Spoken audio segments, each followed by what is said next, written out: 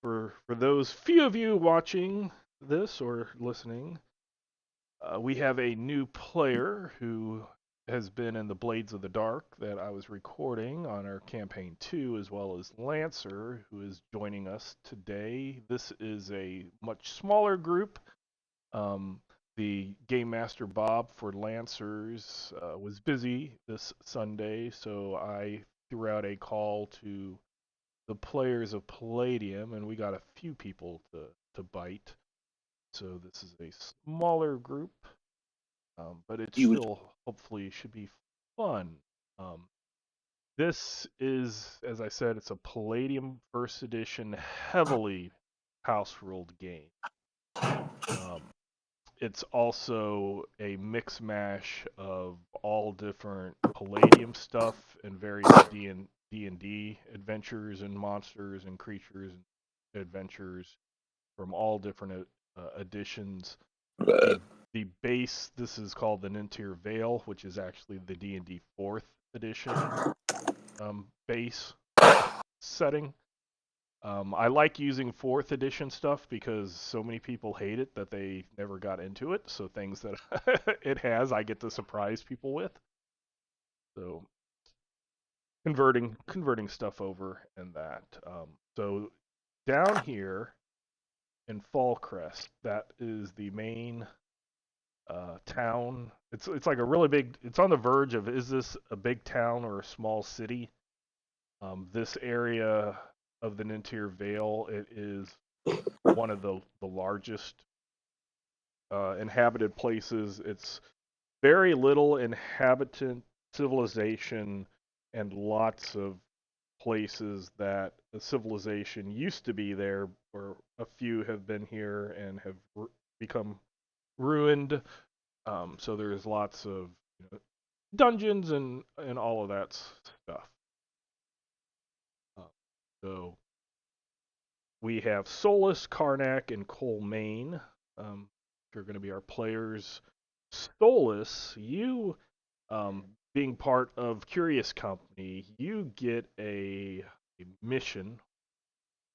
A hey, this weird thing's happening. We've been given this task to deal with. The Gelfkins, who my Gelfkins are my halfling gnome replacements. They look like very short, small. They look like elf children, but they're the best species with a bow. So when they do range attacks, they're really good. And in Fallcrest, they actually are the ones who kind of control trade up and down the various rivers that go through the Nintir Vale. So they are very big in shipping stuff. So they have reported that up here near the ruins of the Fastormel, that one of the places that they usually use to dock and get supplies around Lake Nin, either offloaded and onloaded, there was a community of toadstools. Toadstools are little bitty mushroom people. They're somewhat fey, but they're not like the really mischievous ones. They have a cordial relations with the Gelfkin. Um, they had stated that they were being attacked and killed by other fey creatures, dark fey, and the Gelfkin who run the river shipping would not really. They do not want dark fey around their hub of loading and unloading goods around Lake Nin. So they have requested assistance. Normally, they would request assistance from the city itself, Fallcrest, but as Anthony and Peter know, Fallcrest is under its own problems. It's being threatened by a mercenary company that is in league with infernal powers called the Iron Circle and are preparing to be assaulted as they were recently. They are bringing people into the city, not having soldiers in the city. So the adventuring group known as Curious Company has kind of taken over the outside type thing. So Solus has been told about this. He says that the Gelfkin will take you up the river and show you the place. Their whole trade hub has been disorganized. They will drop you off at the docks, and then they will come back every day to see if you have returned, hopefully with good news. So that's. What Can people what see does that marker up here? Yep. Yes. Yep. So that is where it is. What does Colmaine have to do to join the society? Just say that he wants to be part of the Curious Company. He wants to be part of the Curious Company. He hasn't been played since it was formed, so he hasn't had the chance to join. So I will add him to the roster.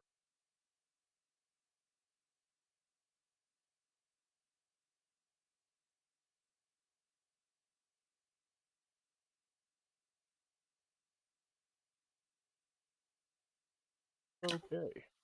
So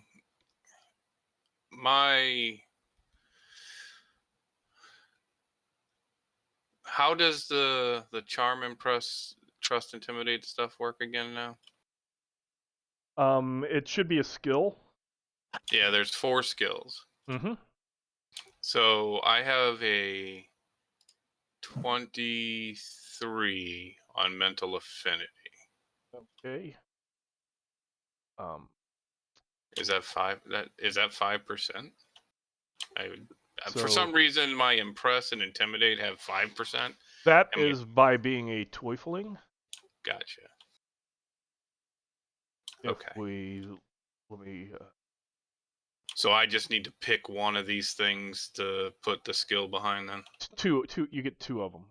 2 of them. Okay. Yes. I just need to find out what the bonus is. You said what 23. So that is a 75%. All right. So I will go with impress and trust. So I just edit them and put 75 on the formula.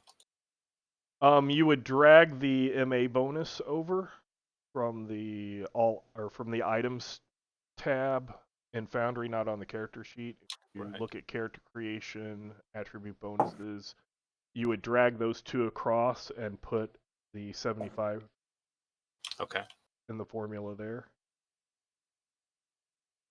Hey, Lehman? Yes.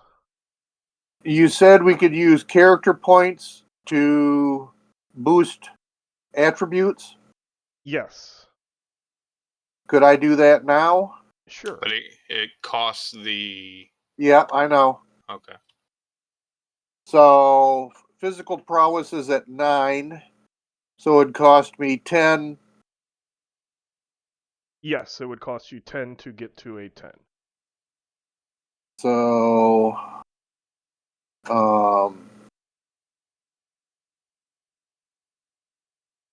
So on your main page, you could just open up physical prowess. Yep.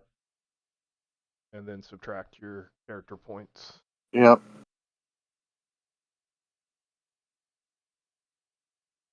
And then I would like to raise it up one more time. Okay. And that will leave me... Somebody looking to die. He had a lot. He didn't currently spend. I had 30 character points. Nice.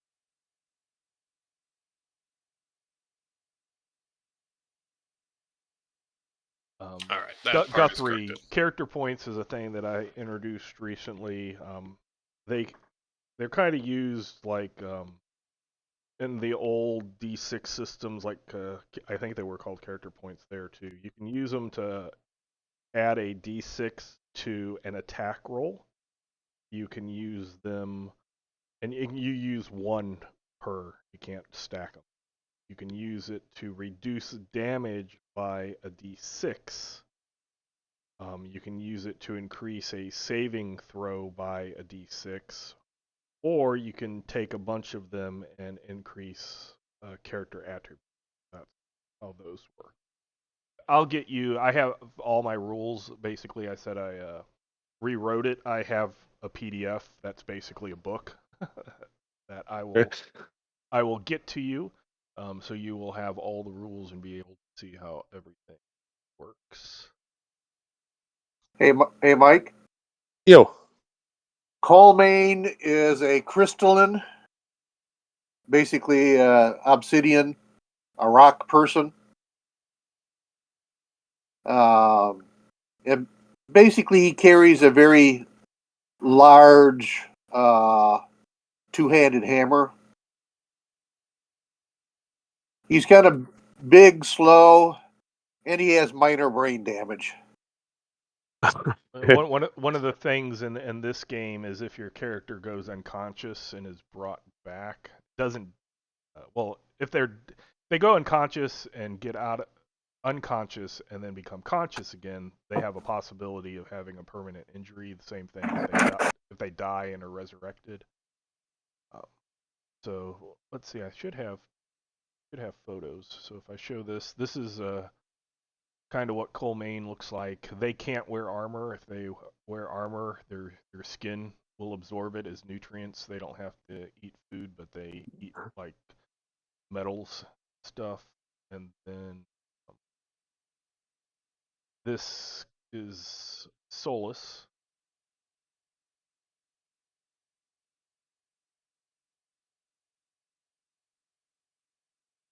Probably don't have one for Karnak since he's not one of the normal players. I'll get one. Okay, so the Actually, Curious Company asked us to check into what's going on with the Gelfkin, and we found out that something was disrupting the toadstools that are normally there. yes. Did you say? Some evil fays, like the toadstools would be considered like good fae, Right. but they've been So messed up by some evil fae. Did anybody get a description of said evil? No, they basically they're fairies have magic and stuff around the dock area has weird stuff has been happening, crates being tossed around and Okay. weird, So it's just weird stuff. Somebody has been behaving badly in the area. Yes. Okay. Maybe it's Venus flytraps or sphagnum moss. Yeah. Somebody's got a beef against the mushrooms.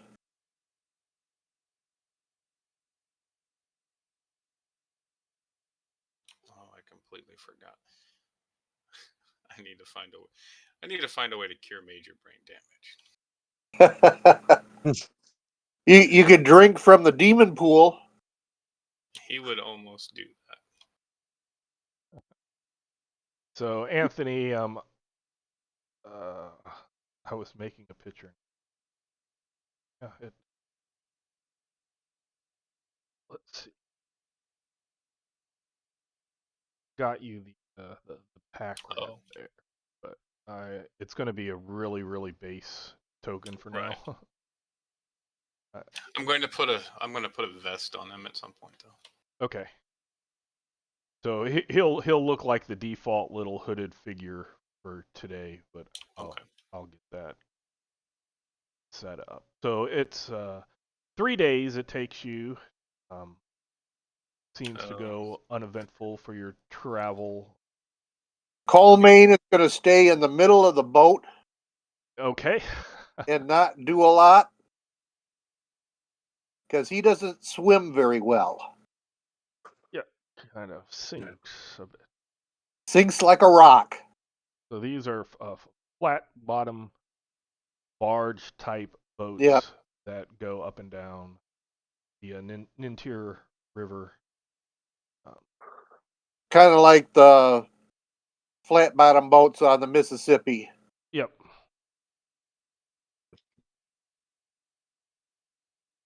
I'm looking to see.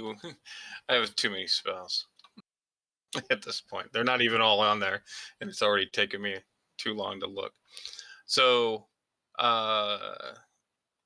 this is a level 5 spell, and I can cast it at level 3. So, 3 quarts of milk and 3 pounds of bread is what I would get out of it. Yes. Okay.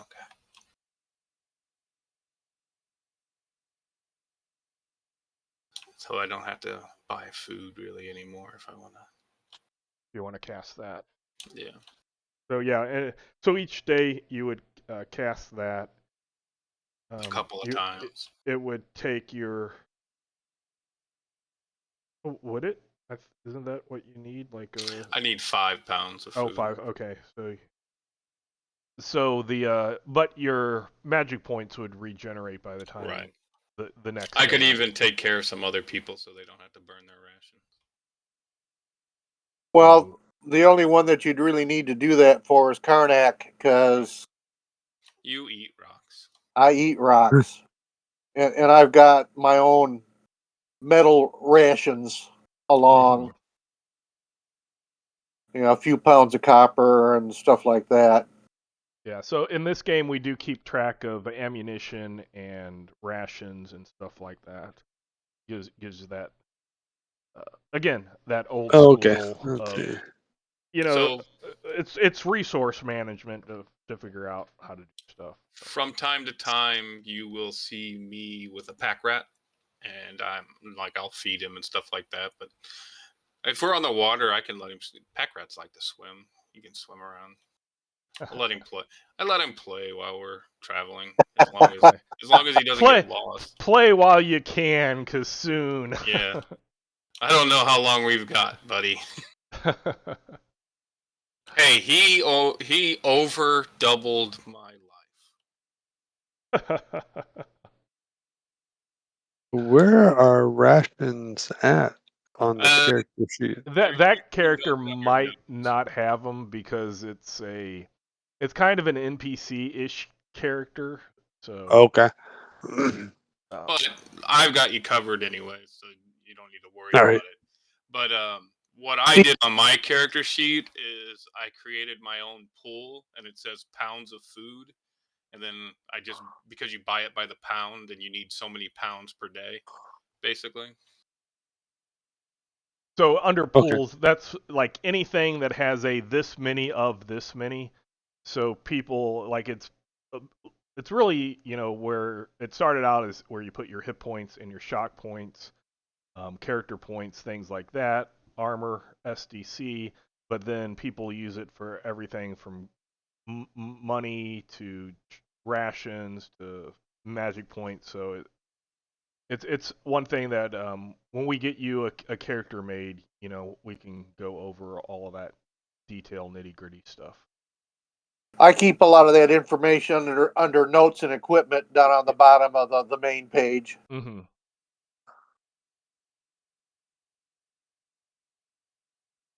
So you get to the docks and the Gelf can drop you off,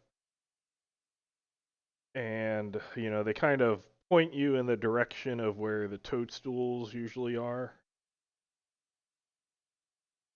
Like they usually go there. They usually they're usually friendly and help us do stuff, but now things are going really weird. And you do see around the docks there's bunches of broken crates and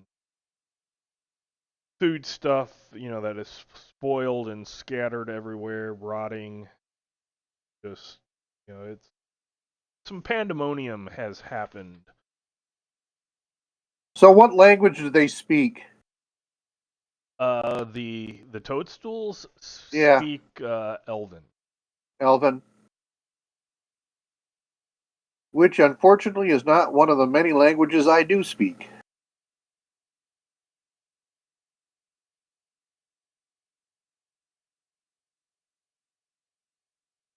Man, not for me either. I do have a spell for that though. Where are languages? Languages They're are under on skills. the under skills. Skills? The common language is Vale. That's what most everybody has. But then there's other. They also might speak Sylvan, so I think somebody might have Sylvan. Would be that I've actually got that actually might be my Elven language. It is your Elven language. I've got Trug, which is trolls. I've got Narathi, and I've got the two dwarven languages. Mm-hmm. I want to say What it's is KGT? KQT. KQT. That is one of the two dwarven languages. They don't. Okay. They don't have. like vowels. Yeah, they don't like vowels. So you and I could talk to each other if we don't want other people to know what we're talking about because we both talk that language. All right. Unless there's dwarves around. Yeah. Or other people with lots of languages. I will, before we wander off anywhere, cast a spell I just put in. See the invisible. Okay.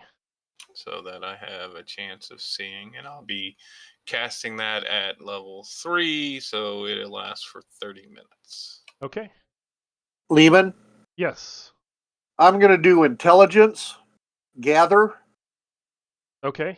and just kind of wander around the area looking for things like footprints and, the damaged crates. Do they show weapon damage? Do they show, claw marks? Mm-hmm. Anything like that? Okay. Do I need to roll it? Yep. Give me a roll for that. Nope. Stuff is broken and busted and rotted. I'm glad he confirmed it at least. No, this stuff is just an illusion that's broken. Man, what do I know about this kind of stuff? So, nothing's seemingly invisible until, like I said, you'd been pointed in the direction of where the toadstool community normally is, and you kind of wander towards that direction along a dirt path. Does not look very worn at all. A lot of weeds and stuff. The Gelf can usually it's a let live and let live type of situation. But it is preferable to having evil Fae playing tricks at their docking station types thing. So you get along the path, maybe about 15 or so minutes, and you get to a grove. And you see Solus. This is Solus. You see an invisible, shimmering wall up ahead. I say, hold up, guys. And then I also need everybody to give me a perception roll. So up at the top of the character sheet is a PER. That is where the perception, if you click that, yep, you got it. Okay. So, Karnak, you see up in the trees squirrels dressed in leather armor and pointing bows at you.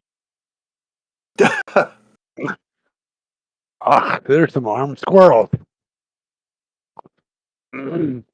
gesture with my, let's see, what am I carrying? This shield and axe?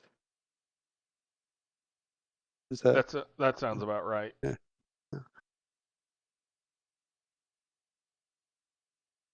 Armed squirrels. You also saw, like in the middle of this, or in the middle of one grove, and then off to the side of another tree. At first, you mistook them for like these white columns, but then they kind of moved, and you see that they are just really large humanoid shapes. Very, very strange. Do we And are know what the? Go ahead, the Mike. squirrels acting aggressive or defensive? Are they like? They look like they are getting, with your perception, they look like they are getting ready to shoot. You stopped a surprise round. Do we know what the mushroom people look like? They look like little mushroom people that are about 3 apples high. 3 what's high? Apples. Apples. Apples. They're Smurfs, man. Do they have legs, or I mean, they just look like a mushroom? They have legs and arms, and with a little mushroom hat head thing. So they're more like toadstool mushrooms rather than morels. Yeah, they're called toadstools.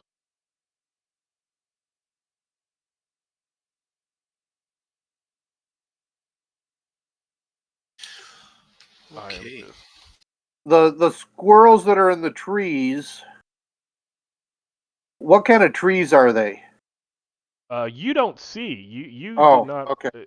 Only Karnak saw the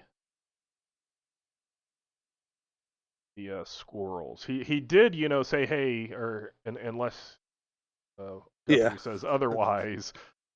He was like, hey, there's, but you still don't see them yet. Okay. But Karnak has Right. been a very dependable person, so you Yeah. doubt that So he's like I said, making I'm something carrying up. this sword and axe. I'll say, "Armed squirrels in the trees," gesturing with the axe, and bring the shield up. So, and that's Okay, so let's switch over to roll. Let activate the scene and transfer everybody over. You are at the bottom.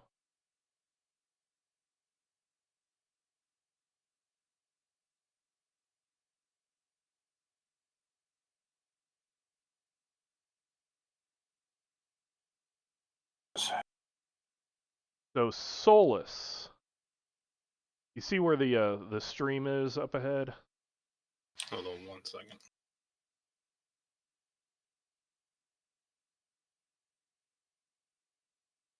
The water source to Yeah, the left. Oh, all the way up there. Gotcha. yep. Yep. So that stream right along the close edge of the stream, you see with your see invisible, it is some type of mystical wall that is there. Okay. It is not in the place of the log bridge. So you can walk over the bridge and pass through it. Correct. That's what it appears. So in the second tab that says combat encounters, you can either, if you right click any of those, it'll pop out. I like popping out the combat tracker, but I know Peter said he likes popping out the chat, so you can have both chat and combat showing up at the same time, and you don't have to flip between the two. That's an option to use. If you click on your character token, if you right click, you'll get a bunch of little boxes that go across. If you left click on the sword and shield one that says toggle combat state, that will put you into the combat tracker. So I will need everybody. there's no active combat encounter. I in your might, current. let's see if I can. Now try.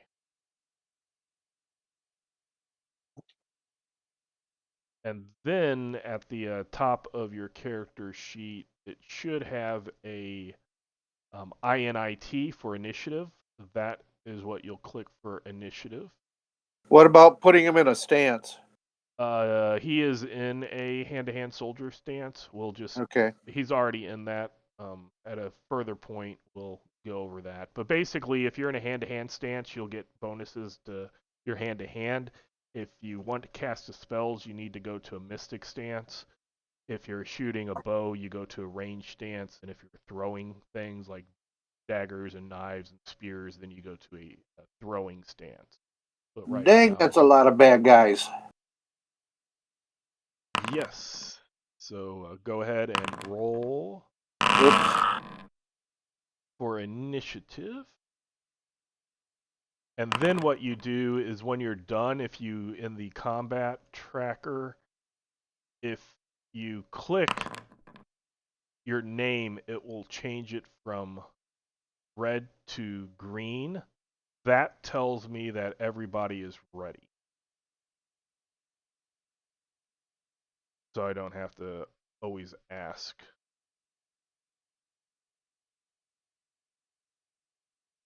I might have to scroll up or down depending on. Combat tracker is to. If you go down and find Karnak, if you've rolled Mhm. you rolled your initiative, then click where it says Karnak in red, and then it should switch it to green. There you Yep. go. Oh, yep. Okay. Oh, sorry. The pack rat has his. I guess he has his own initiative. I haven't made a sheet. I haven't actually made a sheet for him yet. You should have a sheet. You can just roll. I don't know if he gets bonuses or not. I don't know either. Let me see. He. Wow, he has more attacks per round than I do. He doesn't look like he's got a bonus. No.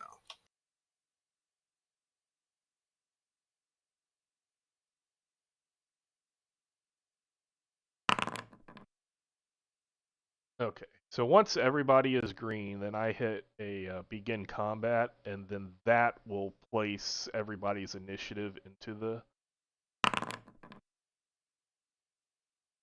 So the first, basically, it'll show a token, a copy of the token, and then there's a number next to a hand. That's in Palladium. You can get multiple actions or attacks per round, and it is everybody does their first action, everybody does their second action, third action, etc. But when you stop having actions, then you'll get skipped until the end, until the beginning of the next round. How it works. Um, So, and then the little hand next to it is sometimes you might want to dodge or parry and you don't have an auto dodge or an auto parry. It takes up an action, so clicking on the hand will decrease your actions by one. So that's how that. And then at the far right, that number is the initiative that you rolled plus all your bonus. Um, so this squirrel archer is going to shoot at Colmaine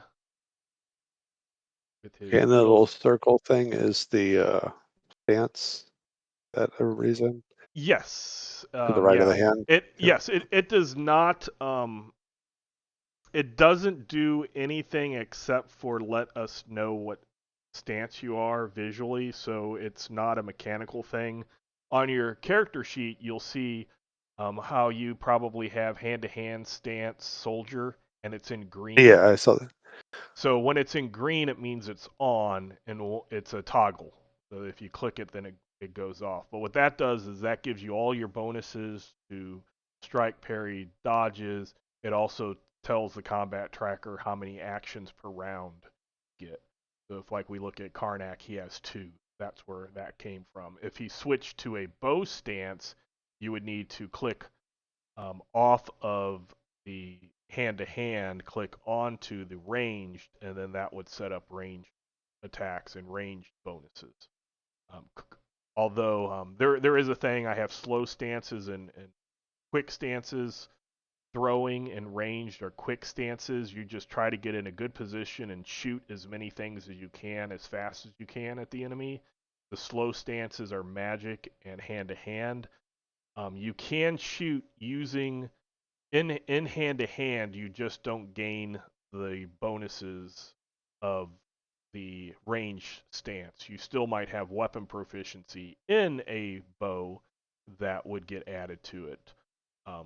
But Karnak tends to do that. So otherwise, if somebody gets into melee with you, you have to move or attack, and you can't attack something right next to you. So then you have to move away, and it kind of can deadlock you. So Karnak, being a soldier, usually does things in the hand-to-hand stance, and then if he gets attacked, he just switches out to his, sword and shield and bashes. But this squirrel archer is going to shoot a longbow at Colmaine, and he is definitely going to hit Colmaine. You're not even sure if you could avoid it. Not sure if I could. Not sure if you could. You're not. You have a two-handed. Yes. So you can't parry the arrow, and really don't think. Let me just look. Since people can't see what we roll, I try to give a general thing of you think you might get hit, or you're definitely getting hit, or don't have to worry about dodging, that type of thing. So you're not always wasting stuff. But yeah, looking at your dodges, you basically don't have a chance to dodge. All right. And it wasn't a crit, so I don't think that it would be worth you giving an attack. All right. So you get hit. You haven't. Colmaine hasn't been played in a long time, so I need to reset you.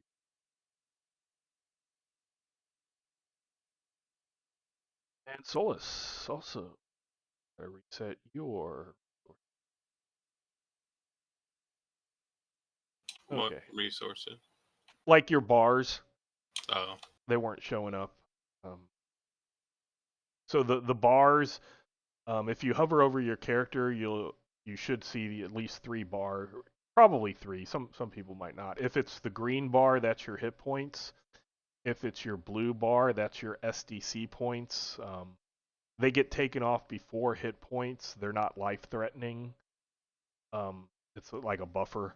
And then if it's a white bar, then that is your armor. So Colmaine, since we're kind of teaching Guthrie this, Colmaine took 1 point of damage from a toothpick-sized arrow. Okay. So what happens there is, normally I wouldn't say you take a 1 point of damage. I just go to the character and I subtract a point from them and say you've been hit. Because again, I don't want people focused on numbers. If they hover over a character, they should be able to see the health of that character. So generalities are good. But if somebody takes armor damage, I usually just tell them how much armor damage they have, because that's not a personal thing. That's just you see a big rent appear in the person's armor, so people normally take care. I say that number, and then people can take it. So yes, you took one point of damage. Yep. Solus, you rolled really good. yeah, man. I'm sitting here looking through my lists, trying to figure out what I can do.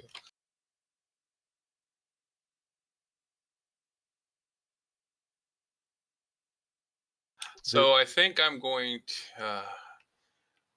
to walk behind Colmaine a little bit more to make myself a harder target. Okay. And if Colmaine runs off, he runs off. But I am going to cast Tongues. Okay. And call out, "Whoa! We're not here to fight." You hear one of the squirrels says, "You're right. You're here to die." So weapons free, boys. Weapons free. All right, I will pass it along.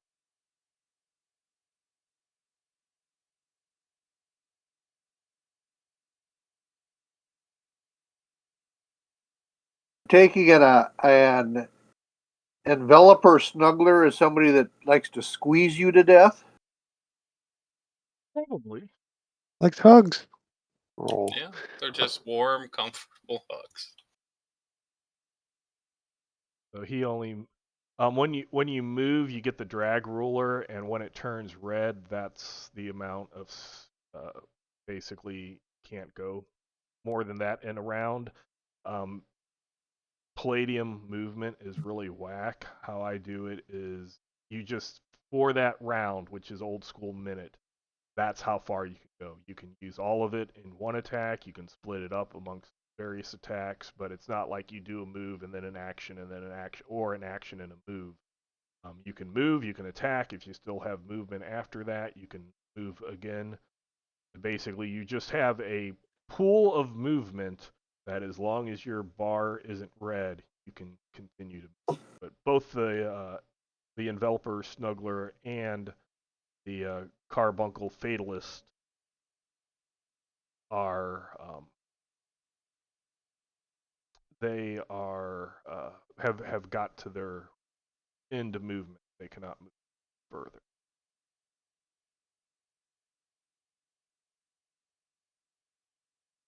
So this squirrel is going to move to this tree here.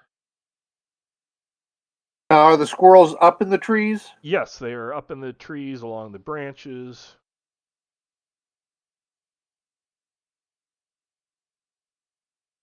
How hard would I have to hit the tree to knock the squirrel out? Hit the tree. Yeah, I mean, shake the tree. squirrels are pretty dexterous. They I know, but of um, course they're not on all fours. They're right. Um, if they've got a bow in their hands. it would depend on how much damage or strength you used for it. Right. Basically, what I do on that is I look at totals, and uh, for each 5 points would be a d6 versus say their physical prowess to. It would be a check against their physical prowess that they would have to make. Just asking for now because I've got enemies on the ground. Yeah. So this squirrel is going to shoot at Karnak. Let's see. Karnak, you do have you have your shield out. You might be able to parry this shield. So on your combat tab, if you look at where it says P in brackets and then it says small shield, up at D20 okay. So that's defenses. defenses. Yeah. Okay. If you click on the little D20 symbol, it will show a roll. So basically, what that is it's showing you have a +4 due to having a bonus for your physical prowess. Being in your soldier stance gives you a +3, and then a +3 is what your shield is. So it's a total of a +10. Unfortunately, you rolled a 5, so the 15 was not good enough to block that squirrel archer. He is going to ping you for 1 point of damage. Death by many cuts. Okay. And where does there? So wait, no, that's character points. Where are my hit Your points? HP. I removed it for you. Oh, okay. If it's shock points or hit points, I go ahead and do it. So you see a squirrel scramble from one tree and runs up into this tree. And he is going to shoot at Cole Main. There's a very slim chance I wouldn't waste a attack on it though. Okay. Being able to parry it, especially when you're going to take 1 point of damage.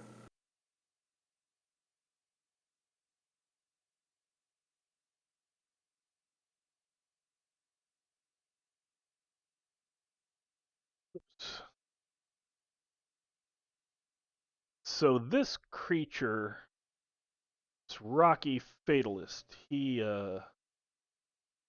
comes lumbering towards you. It looks really weird. It looks kind of like a. It looks like it has thick skin,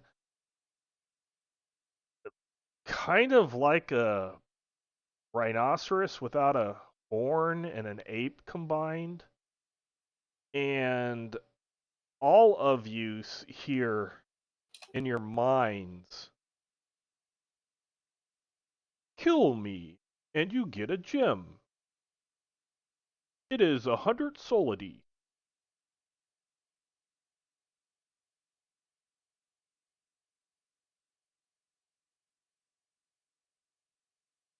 What it did. This squirrel will run down the tree, run up the other tree, And and will shoot at. ability is a currency, or Yes. okay. Hold on. One.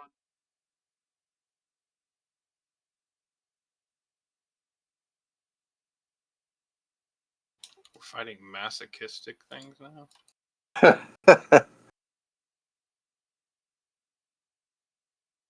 He's trying to draw our attention. Okay. Yeah. So this squirrel is gonna shoot at Karnak.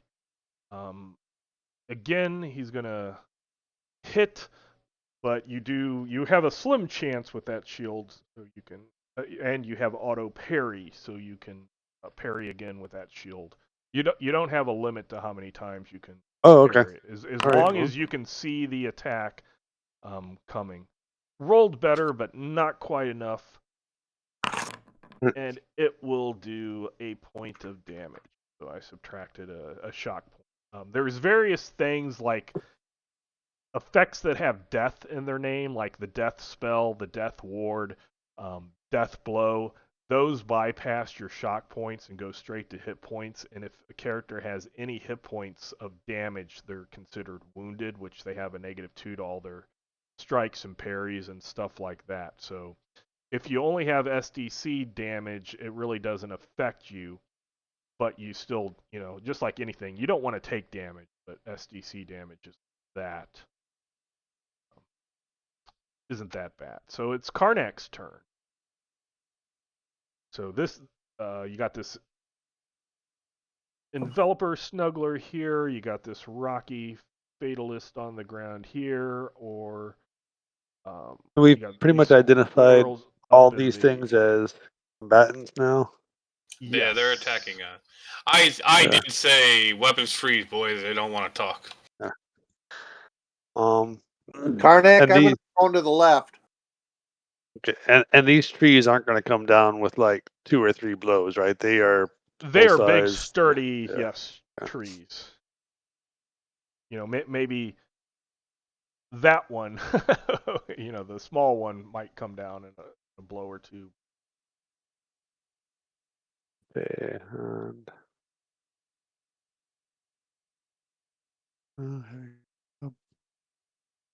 yeah. So how do I do my movement thing?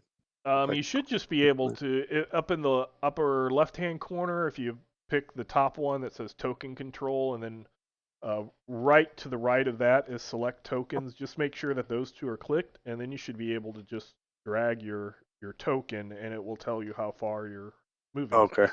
So see, you can move, that 30, 35 feet, or he So has a it doesn't. ridiculous amount of movement for a dwarf. Does it change color at some point when Yes, I? it will change color. See Oh, how it went there to we go. red. And it'll also have like a little snap type thing where you have to like push past it to. Oh, 110 feet. Like I assume that's like his. Is that like a full run though? Is that? Yeah, but it doesn't give you negatives. He just rolled incredibly stupid result when he rolled for his physical prowess. And how close do I have to be to attack this guy? Just be up, just up next to it is fine. You don't have to like be on it. I don't do grids. Okay. Yeah, if you go there, yep, it moves. And now I go to combat and Down towards the bottom, you'll see where it says attacks, and just roll the and you roll the one battle that axe. says H battle axe, because the T battle axe will throw it. The Oh, H will, and you roll the D20 die symbol, so not the not the formula. damage one. Yeah. Okay. Correct. Okay. Oh goodness. So in Palladium, there is no. First off, there is no automatic misses, and a total of a 1 through a 4. Oh, it has you slightly off. You should not be slightly off. So I'll change that real fast. So that actually was 2 higher. It's off, slightly off, very off are conditions. So we'll ignore that. So your total was an 11. If your total is a 5 or higher, you're going to hit something, unless you're parried, and the thing that you could hit might be armor, or it might bounce off of natural armor rating. But on this thing, you went higher than its armor rating, which is equivalent of armor class, although you have to beat it instead of matching it. So for this, I'll say this enveloper has an armor rating of 7, so you needed an 8 or better. Okay. So your 11 hits.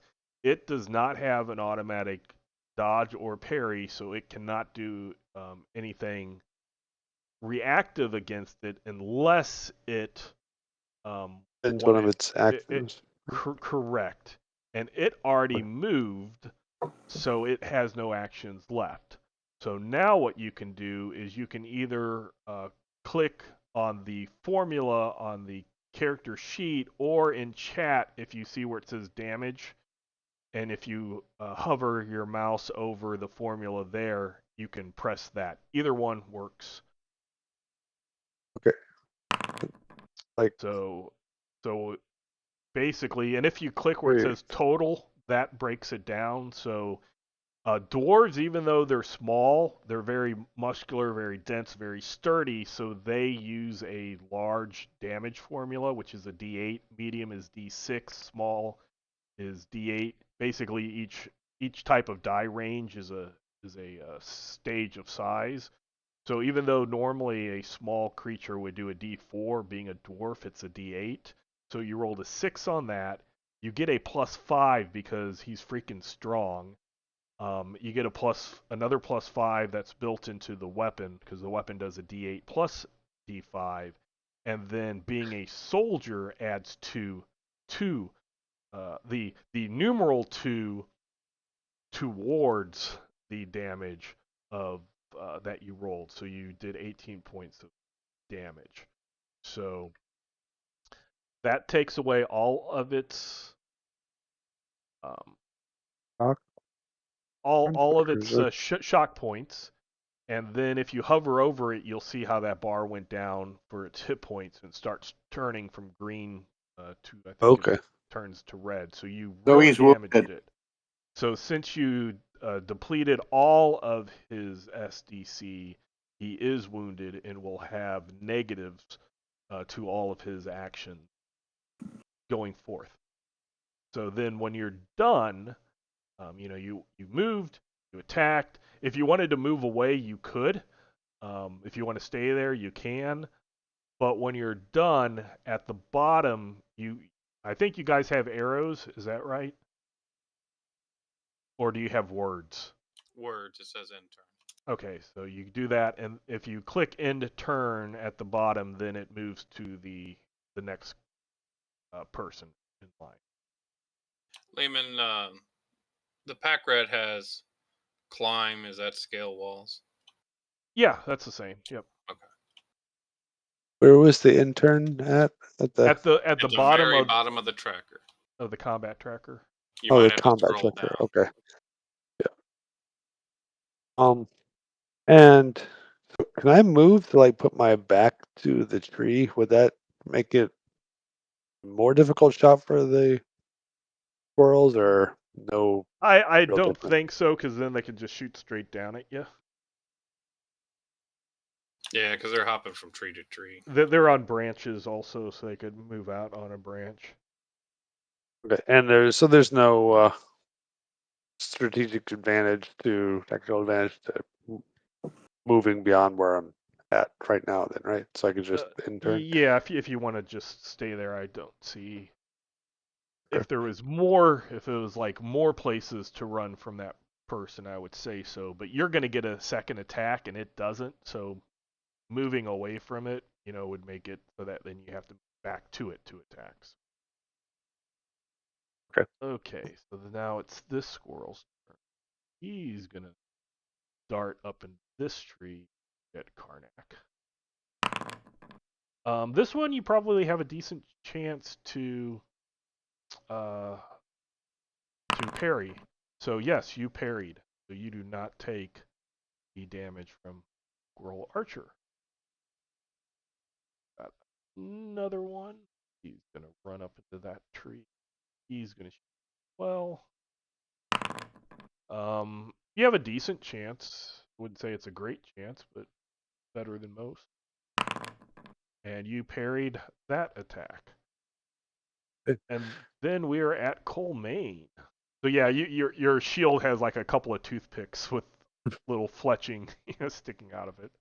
So Colemaine's going to move to there. And disappear from my view. That's funny. He's right next to the other Yep, the Smuggler. enveloper. And That he's gonna let that hit. So that's gonna hit.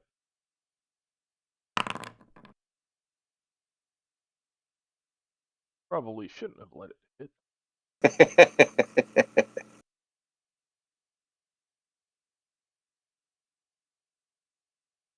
He is also wounded.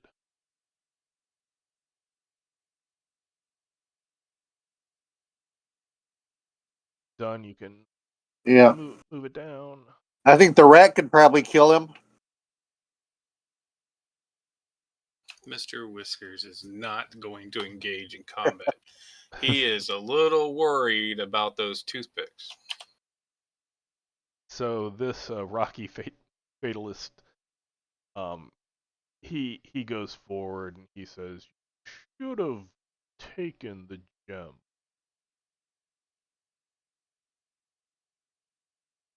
So I need you to save versus spells.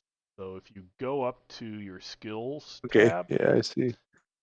What and that's then still there should. combat, right? Oh, sorry, combat. Yep. Yeah, there's Yeah. a D20 defenses versus spells. Yep. So you click on that. Okay. You Rolled decent. save versus spells. So you do the wrong button. Okay. So this Rocky Fatalist explodes. You take 4 points of damage, and you start to feel very slowed, but you shake it off. Do anything to the snuggler? No, it did not.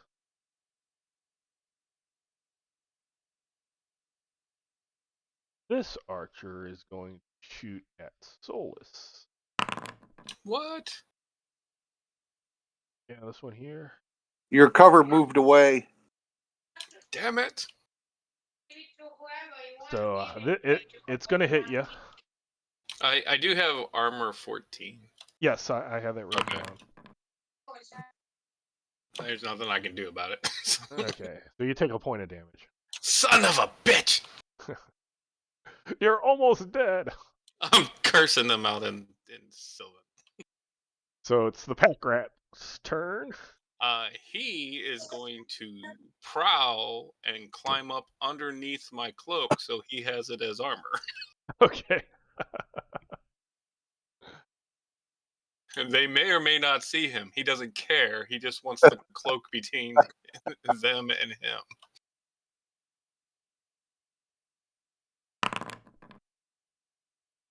Okay, yeah. He crawls right He's up like, there. I'm out. Go get him, Master! He has 2 attacks, but I don't know how to fix that on the character sheet. Oh, it's AB. If you go to stance none and open that up, change the AB to 2. Okay. So this one, he is gonna give me a hug.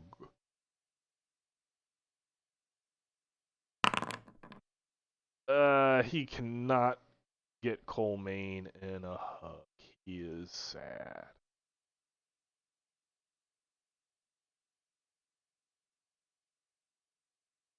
This squirrel's gonna dart down that tree and go over to this tree, and he's gonna shoot at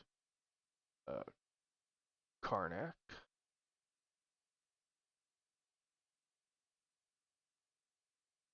Under stance none, if I click the plus at the end of that top line, does that add a new line? If you fill it up, yes, it will add a new line to it. Okay. So this is going to hit Karnak. He has a small chance of being able to parry. This is a pretty good attack roll.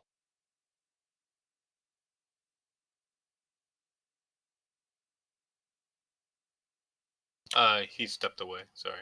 Oh. He typed Oh. it in. Okay, I see. Yep. I could go ahead and the free parry. Oh no, he did not. Okay, took 2 points. He doubled the normal. Okay, so real quick question. Yes. I'm trying to add a +1 to strike and a +4 auto dodge to the stance. Okay. So I added 2 for the AB. The line underneath of that says attacks. If I change it, is that the +2 attack? That is to strike, yes. So I can just put a 1 there. And then does anything have to be written after? Like you have AB for attacks. Is there anything in the second line? No. Okay. And then it says defenses. Mm-hmm. Is that where I would put +4 for the auto dodge?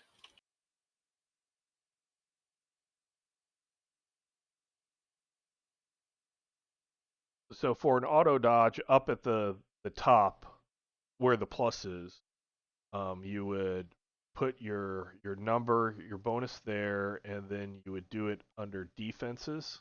Okay. Is what you change that to. And then where it says attributes, defenses, skills, in that section you would write dodge. Just and the word dodge. Just the word dodge, and then hit the plus sign. Then it should move down. Yep. But now the word dodge disappeared when I did that. Oh, you might have to write it again. All right, stayed there when I put it there the second time. Okay. Yep. Thank you. And then if you didn't, it looked like you didn't do it on the token sheet. You did it on the main sheet. Yeah, I'll have to redrag the token. So yeah. Fine. Yep. That's fine. He's not planning on attacking or anything right now. Okay, so this one is gonna shoot at Solus. All right. Roll shittier. That one's gonna hit armor and bounce.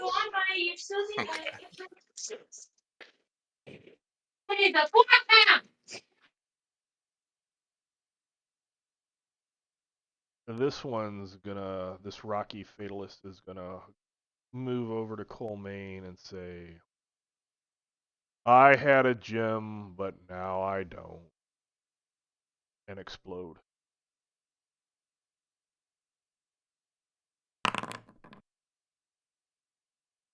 And I need Colmaine to do a save versus spells.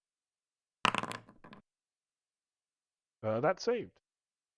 So you start to feel slow, and then to shake it off. And then this one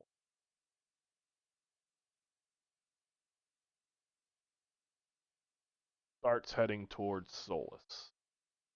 Are they also speaking? Are they speaking Vale? They are speaking whatever your native tongue is Okay. in your head. Right. So back at the original squirrel archer that is shooting at Colmaine. That is going to bounce off of Colmaine's skin. Good. And then we got this other archer. He's going to shoot at Karnak. That is going to hit, but could probably easily be parried. You parried. I'll explain this. On ties, defender wins. So it rolled a 14, but you rolled a 14 as well total. So you successfully parried. Good deal. But that was a pretty poor roll. Yes. This one's going to shoot at Colmaine. It is going to bounce off of skin.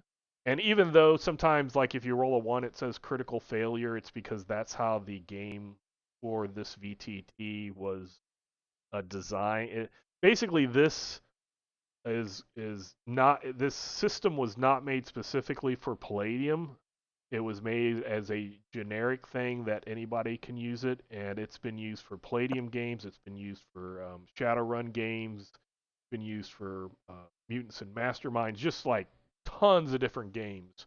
So the built-in feature has a 1 for a D20 be a critical failure, but it's not in Palladium. Basically, a 1, if you have enough bonuses with a 1, you can still hit Palladium. So this squirrel is gonna just move so he can get a better shot at Colmaine. That is gonna hit Colmaine. And do a point of damage.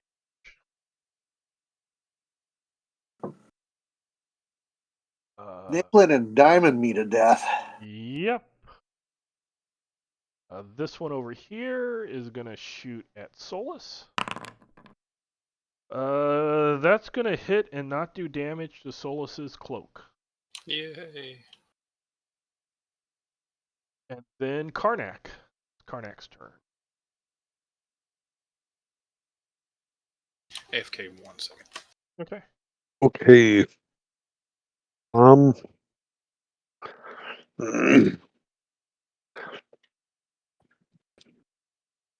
I think I might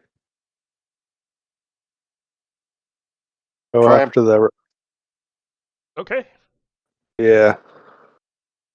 I'm going to try to intercept the Rocky Fatalist. Sure. Which, okay, so that is the D20 first, Yep. And which that is and roll. you hit it, and it is like hitting rock, but you do hit it and do damage. It's just, it's a creature, so you weren't quite expecting it to be rock. So you can roll your damage. And it disintegrates, and left there is a gem. Oh. Like a small little ruby is Oh, there. thank you. Pick up. The ones that blew Was up, not a ploy. they did not leave gems.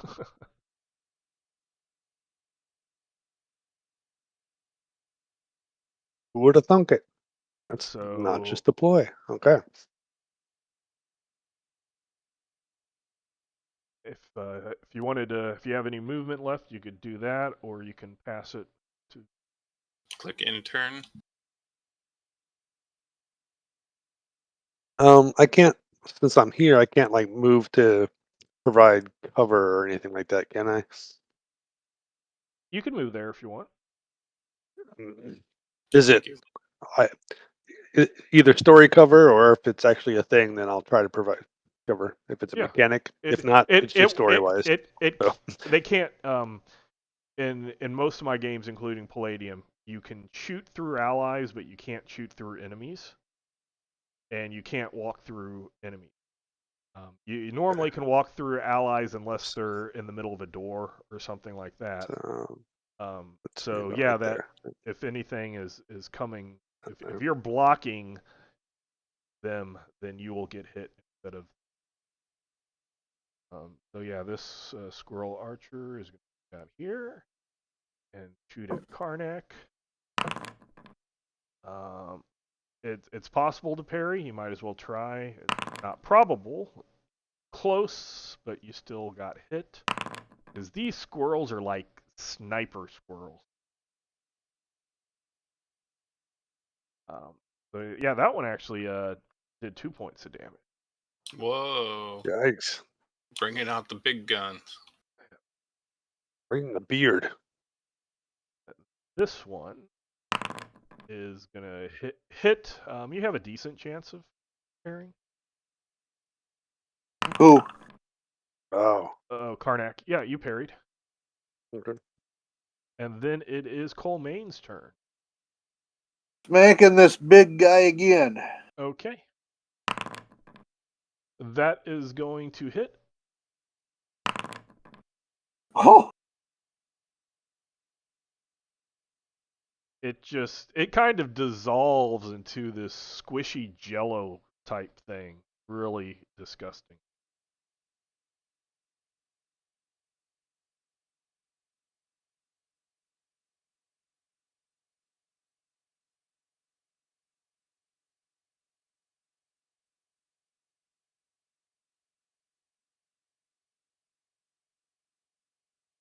This squirrel is going to shoot at Karnak, who's in front of Solus. That is barely going to hit you. And you parried easily. This one. Close.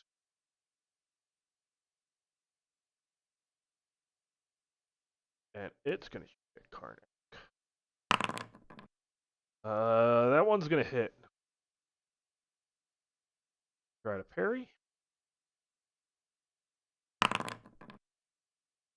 Does not Yikes. parry.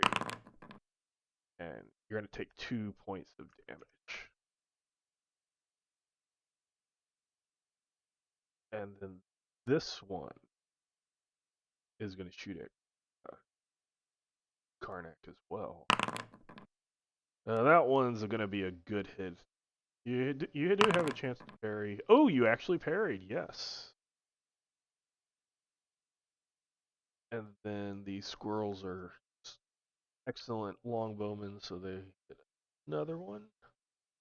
This squirrel is going to shoot at Colmain and bounce off of Colmain's skin. This one's going to over here is going to shoot at Karnak. Probably will hit.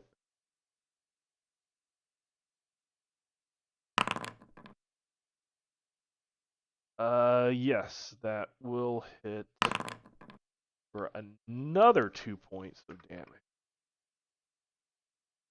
Thanks. You haven't figured out their damage is a D2. This one is going to move so he can get a shot at Colmain. That's going to hit Colmain. Colmain will take 2 points of damage.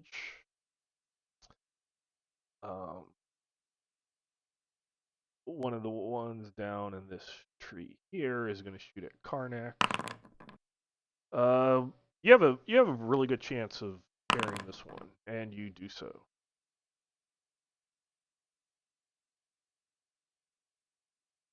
This squirrel's going to move just a little bit, shoot at Karnak. You'll have to pull off another one of those, and you didn't. So you're going to take a little bit of 2 points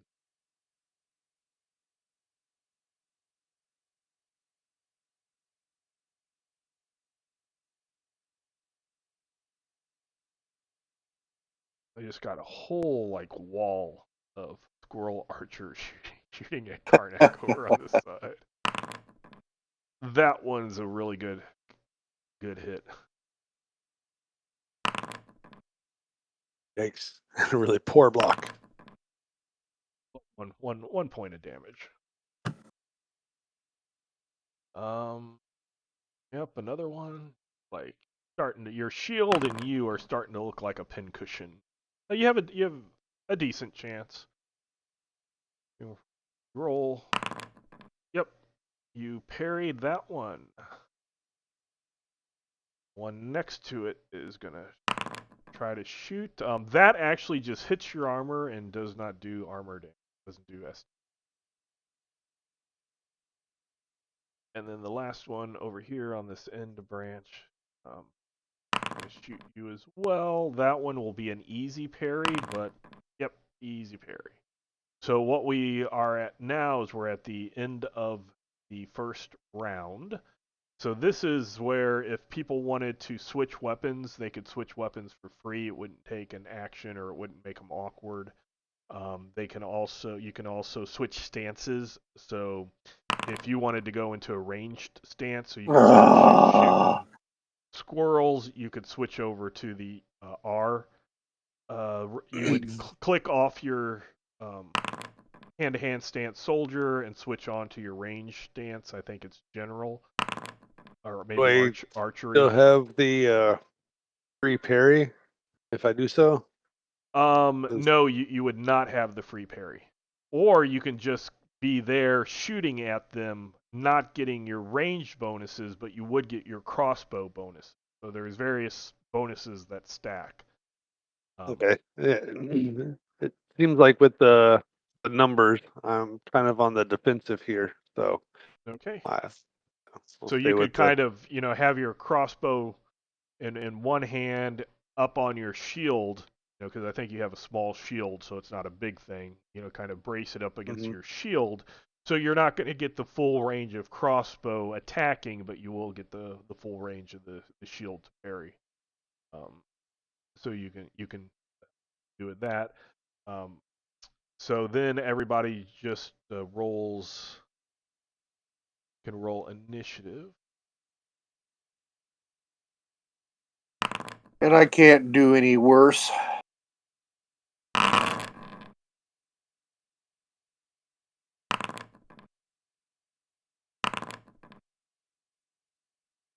Then, when you've rolled initiative and swapped out anything, yes, you can. Oh wait, and so how do I swap? Oh wait, I don't want to. Never mind. Yeah. You can, and that guy's dead.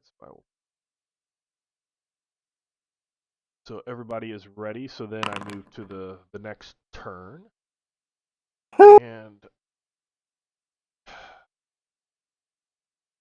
then it sets everything up. And I will say this turn tracker makes Palladium initiative and turn so much easier than when you're doing it at a table.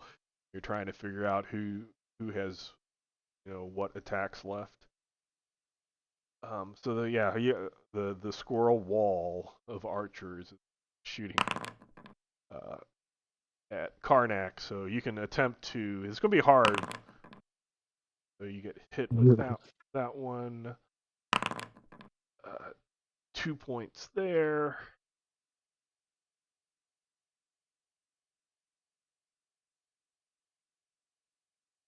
This next one here. That will be easier to parry. And you parry. And then this one's over here going to shoot at Colmaine. That's going to bounce. And then we have Solus. So, I have a question here in just a second. Let me finish typing the spelling. Sure.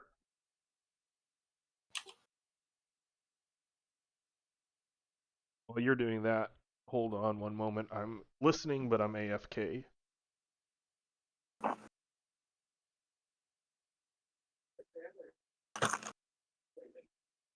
So I have a spell, and I'm wondering if I can cast it on a branch up above. It is called 10-Foot Wheel of Fire.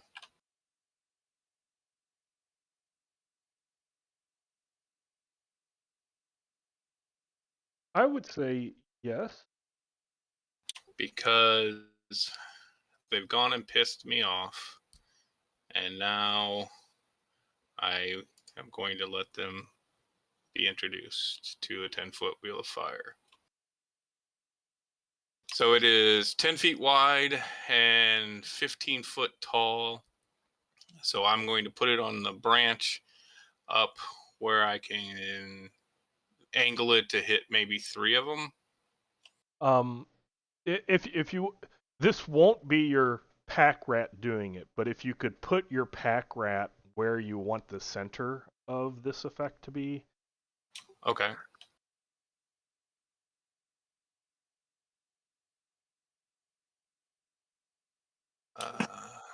Sorry, I have the I had it on the measure. Ah.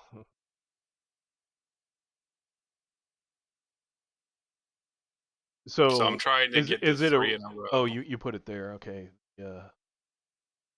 10 foot wide. Okay.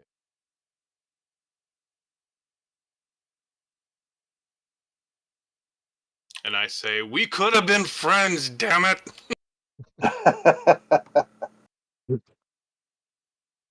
So it's not, I don't think I can lay it. So I Oh, don't know wait. how it No, works. Yeah. I no,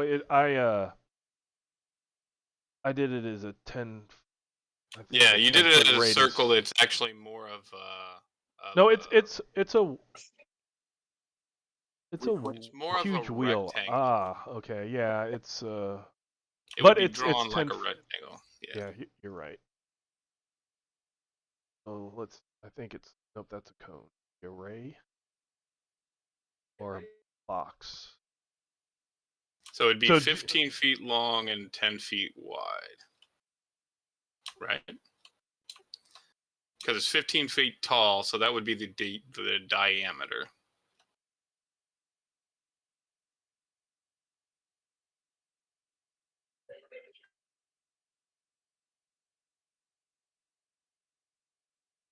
like, I mean, if you wanted to, you could hit all of those.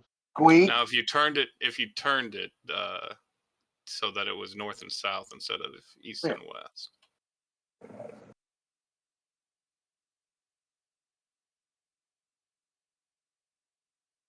And then come down some. There you go. Oops. Come here, Mr. Whiskers.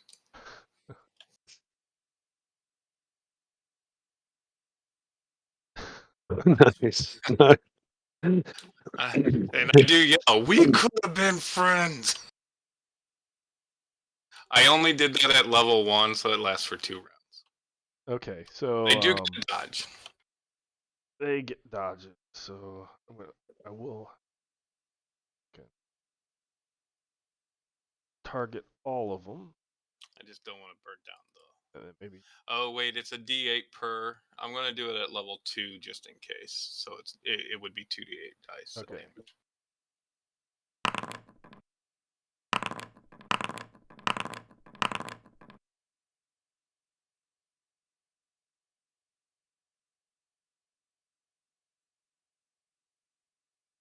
Well, it says that's sorry. Their dodge is after if you try to move it over somebody. Oh, okay. So go ahead and roll your damage.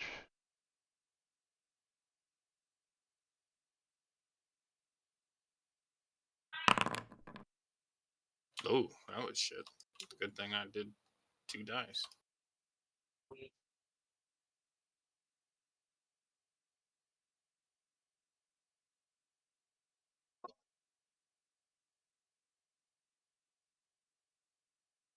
Here, the wall of squirrel archers howl in agony as they're burned to cinders. And then give me a percentile to see if this tree catches on fire. Yeah, with 74% chance.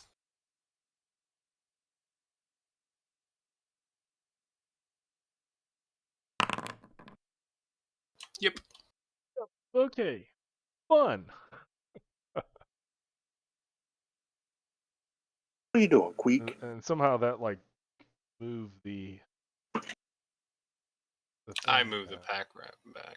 No, I mean it moved it like bypassed that other squirrel archer here. Oh. So this one is mad. It's gonna shoot at Solus. It has a clear Okay. shot. Oh, it hits your your armor. It was too mad. It couldn't. It's little. Couldn't focus. It's tiny little arms holding the bow were shaking in rage.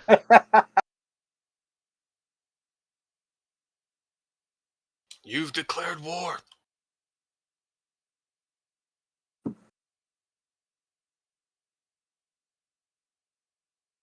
Yeah.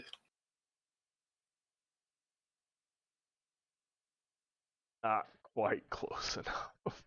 Got closer than I wanted it to. That's for damn sure. Oh, that one somehow he didn't get.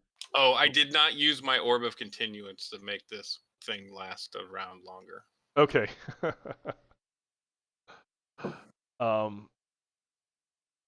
Karnak's turn. Can I intimidate and like try an intimidate thing and still take an action? I want to. Uh, I don't know the if how. Yeah, on this, intimidate is usually like before a fight starts.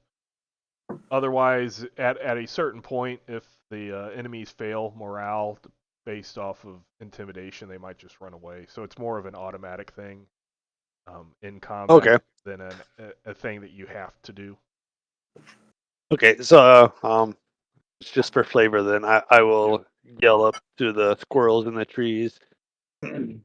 Scatter, you tree rats, before you burn down the whole forest. And then take a swing at Rocky Fatalist with the axe. Okay. Combat.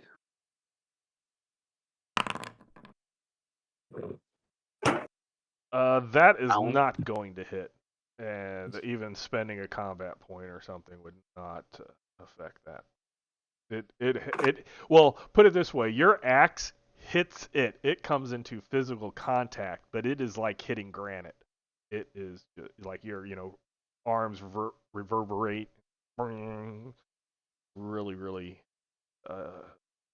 Like hitting something Hurt really that. solid with a baseball bat. You just get those shivers. Yes. So pack rat, he just staying. Oh yeah, he's snuggled up inside there. He's safe. So this squirrel archer is going to shoot at Solus. That is also going to just hit your armor or your cloak. Yeah. I think Solus made himself a target. Oh, I knew I was going to, but they were making me angry.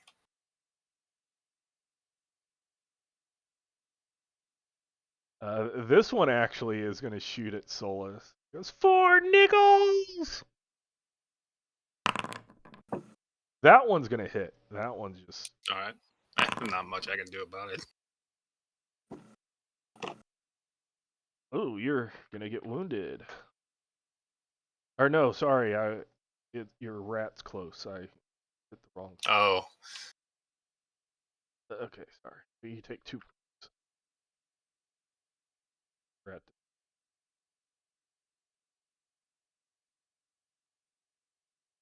Okay. This enveloper.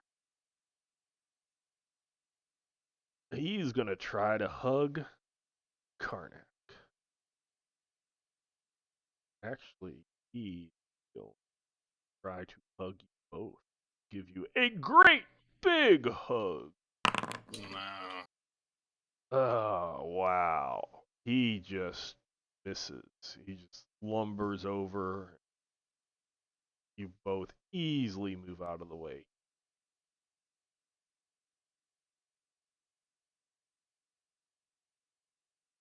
That one goes over there and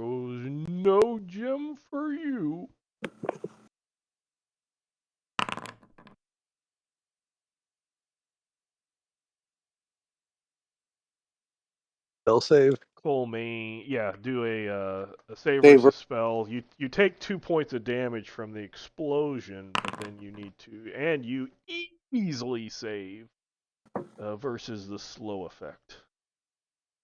And then it is your turn.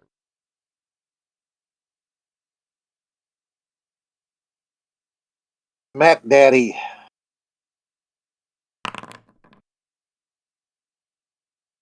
That is going to hit.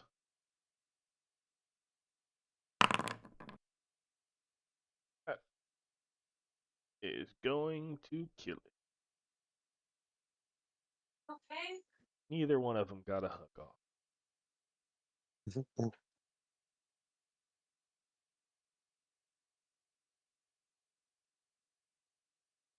Tracker.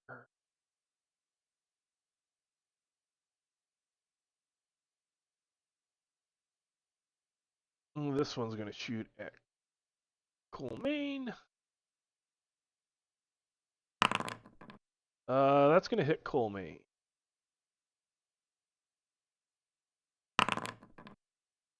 Two points of damage.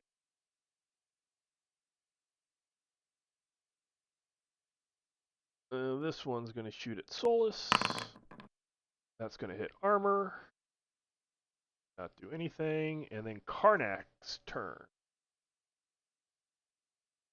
Okay, let's see if I can chop down this rocky fatalist before it explodes upon us. That would be nice. That is going to hit.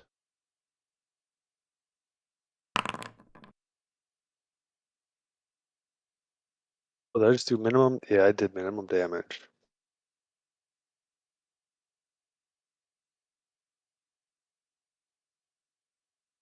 Luckily, Oh. they Ooh. want to die, so Mhm. it dies and also leaves a. Are they Another emo gem. fae? What? Are they emo fae? If you want to move, you can move. If you want to stay there, you can stay there.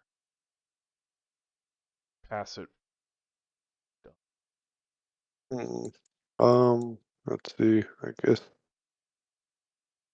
Oops. Wait, yeah. Get better cover or, and that's it.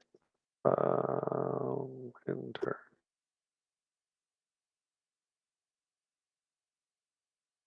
Okay. So this squirrel archer now has to shoot at Karnak, and this is going to hit.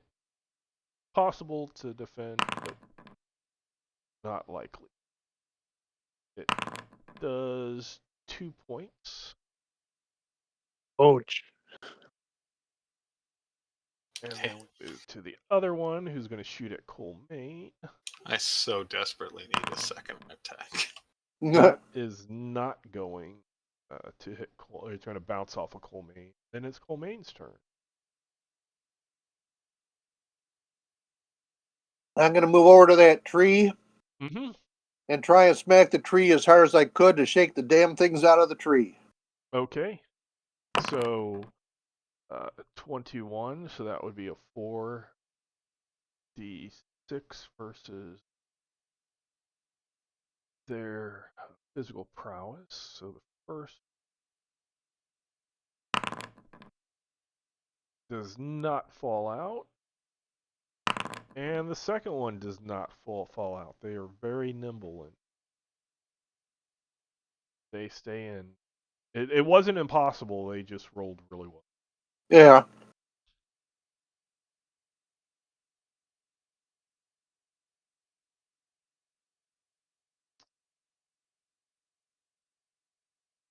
So let's see. This one. This one that did take an action though because they did not want to go. So it did not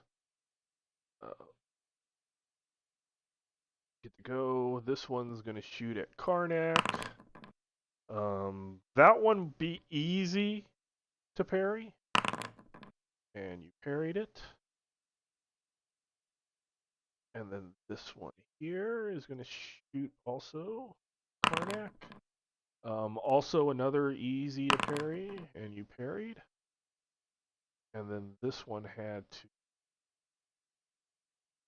try to hold on, so it does not go as well. So yes, we are at the bottom of the thing. So if you wish to do all the stuff for initiative, you can do that.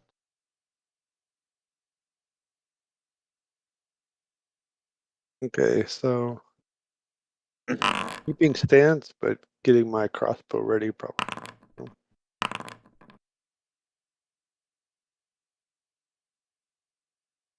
Sorry, I was in the middle of cutting and pasting. Give me a second.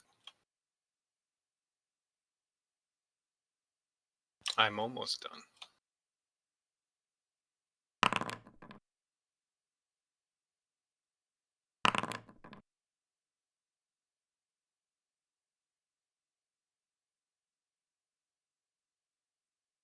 I received this card at College for Kids. I wonder who had sent it. I received this card at College for Kids. When I was at College for Kids, I received this card, and I was like, "Oh, who could have sent it?" Because I know nobody else Okay, used to like round that is cards except for ready. me. And maybe sometimes mine, but she used like a silver paper. Like I knew she'd use a silver So this paper. one's gonna shoot at And it was from Karnak. myself. I completely forgot I had done that. So it was like, That is gonna hit Karnak's armor and not do damage. And then it's Karnak's turn. Okay, so crossbow propped on the shield. Which one are you shooting at? I guess let's just do the farther one. Okay, So that one. yeah. So is it still just roll again? What you do on that one is you should have a crossbow, a Mhm. weapon, that has an R, crossbow heavy. Right. That's the die that you roll. Okay. Then You just rolled really bad. yeah. So And these guys get an auto dodge, and it dodged. and what's it take to reload the crossbow? I'm gonna have to You lower my shield, I assume. Or... No, you have 3 shots. All basically when you're shooting, you're just loading and shooting, and since a round is a minute, you don't have to worry about the reload aspect of it. Okay. It's basically when you're swinging a sword, that isn't just how many times, I can Oh, swing a sword 100 so- times in a minute but it's like good swings, the swings that are going to hit, that's what okay. counts. So yeah, old school D&D. Yeah, very old school.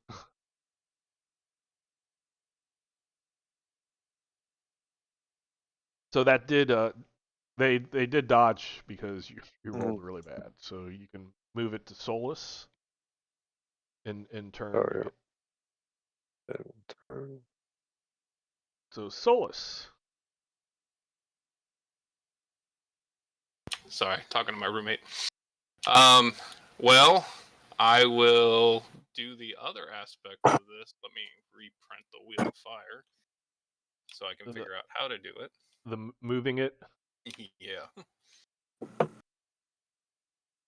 So I'm going to have it roll over these two over here. Is there what am I rolling to attack or what?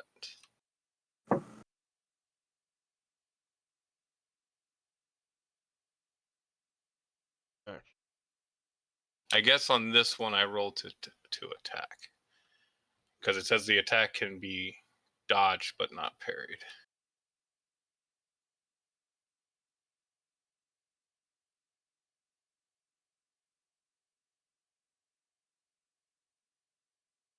Yeah, it's kind of hard to turn it diagonal. Yeah.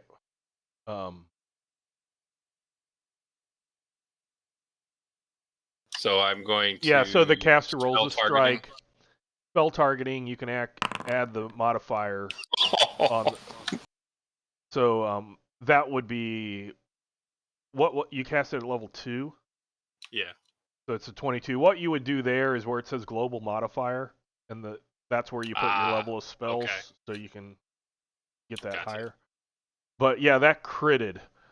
Fuck those squirrels. Their dodges is really good, so they might not get the double damage, but they're probably, unless they roll a 20, they're gonna get some damage. Yeah.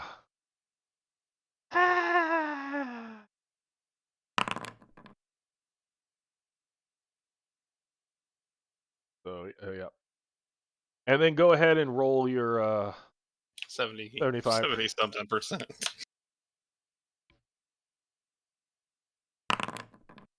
Yep. Burn the house. Well, the squirrel's house, at least. Yeah. Oh, I have a plan for that sooner or later. I'm just very slow. I will say, y'all better stop. Well, there's only 2 left, aren't there? Yeah, there are. I've burned 8 of them. No, 6. 6 of them. 6 of them. Do you see the flames on the other one? They kind of stopped on me. No, those flames Well- stopped, but the Yeah. first one, the It's- first one stopped. I see the square, but I don't see the flames. Apparently, that area is just ash now. There. Now I just see flames without a square. Yeah. That actually looks cooler. Let's see what this one looks like. Yeah, now it's just smoldering. There you go.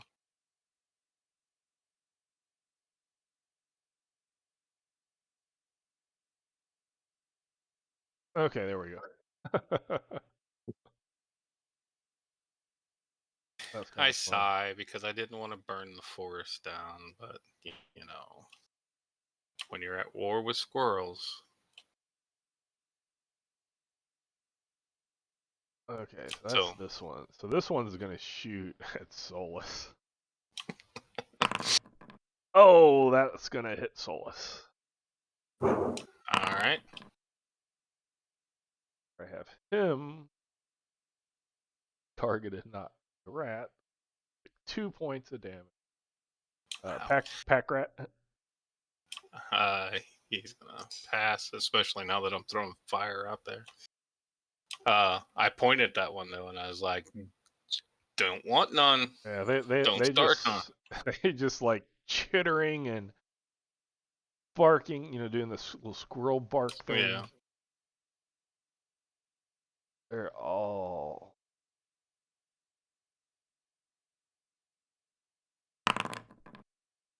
That is going to hit your armor. And then we are at Colmaine. Okay. Colmane's a little pissed at all the little pricky things. He's going to grab the haft of his 2-handed hammer, Mm-hmm. and the hammer throw Yeah. in track and field? The ball on the chain? Yeah. He's going to spin around a couple of times, and he's in a throwing stance. Mm-hmm. He's going to throw his hammer straight up Okay. at that bugger right there. Go for it.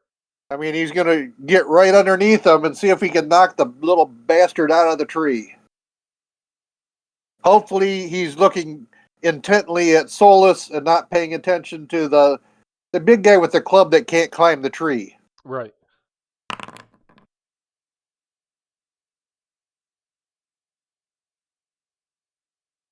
You throw it up.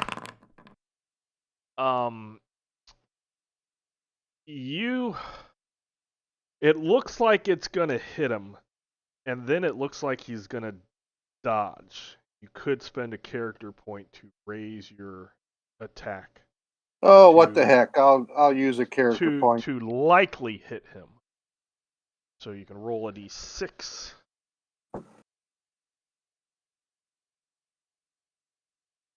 Anything but a 1.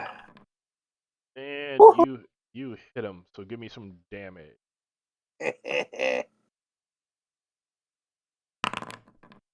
Oh, there's little pieces of squirrel parts or the top of your hammer looks like it has a roadkill on it. I did 30 points of damage to a squirrel.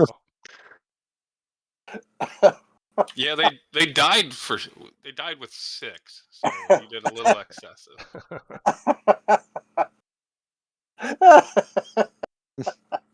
So you can pass it along to Karnak. That's I haven't done it, but I've seen people kick the squirrel in Baldur's Gate.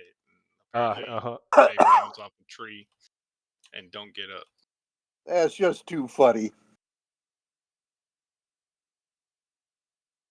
I guess before I move, I'll go and take my shot at the one last remaining guy, right? Yep. He's staring in horror at what happened to his comrades. Let's see if I much better shot. Oh yes. So it has an auto dodge, but man, that was really high. Nope. It did not dodge. Don't even need to roll damage because dies. I do need a Solus to give me a percentile. Give me just a second to share something with you that I plan on doing as Okay. soon as I have the opportunity.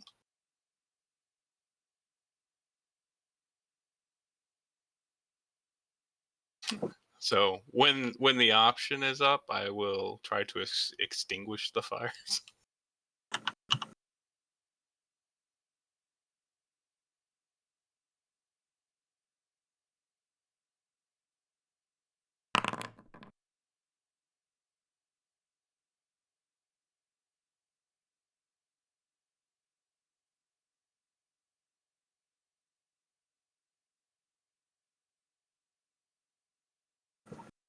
How does one get shock points back? Rest, healing. Rest. Because we don't have a cleric or a priest with us or a healer, then we just have to kind of suck it up and rest over time. So I cast that at level 3. Lehman, I'm going to collect my hammer.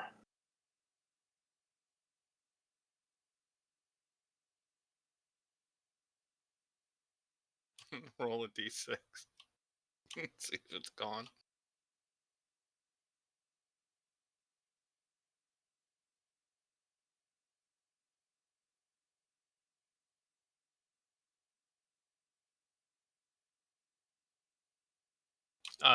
If you're talking, Lehman, we don't hear you. Oh, sorry. Yeah, I turned it to smoke. So yeah, you got the smoldering that is going on, and for healing, you either need each like morning after rest, you can heal half your heal base, which is on the character sheet, for the first 2 days, and then your full heal base after that. Or you need a at least second level healer, priest, cleric, or there might be one magic spell that can heal others. I haven't found it yet. But yeah, it's not easy.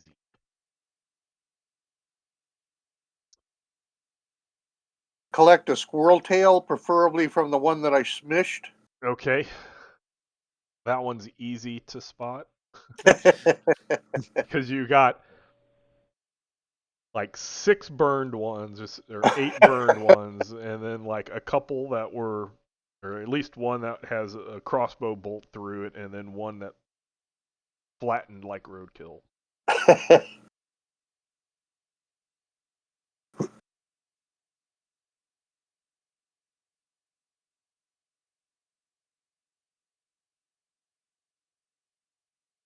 Well, shall we move?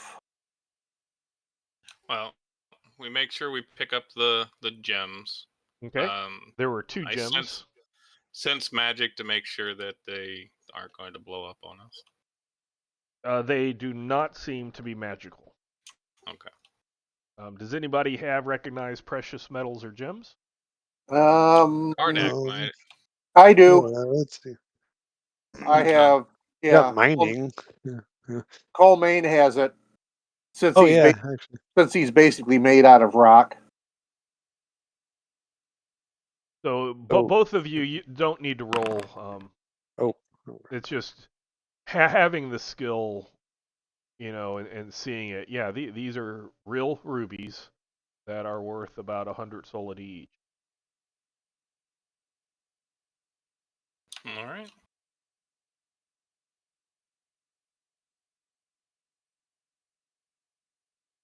Are you keeping track of that, Solus? Sure, I'll put it in my notes.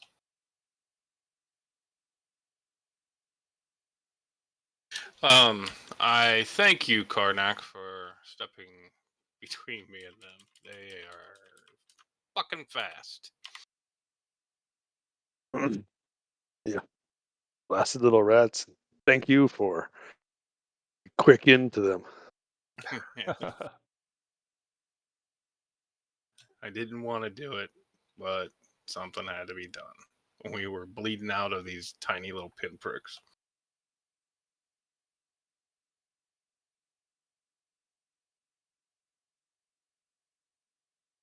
So I do say that up where the water is, there is a wall that runs along our edge of the river, and where there is the log, there is a way through that wall.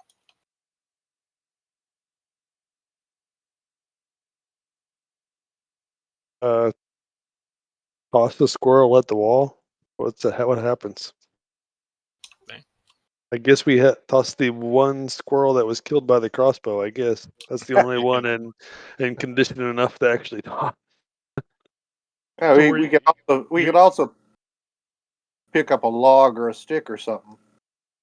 No, it's got to be a squirrel. Ah,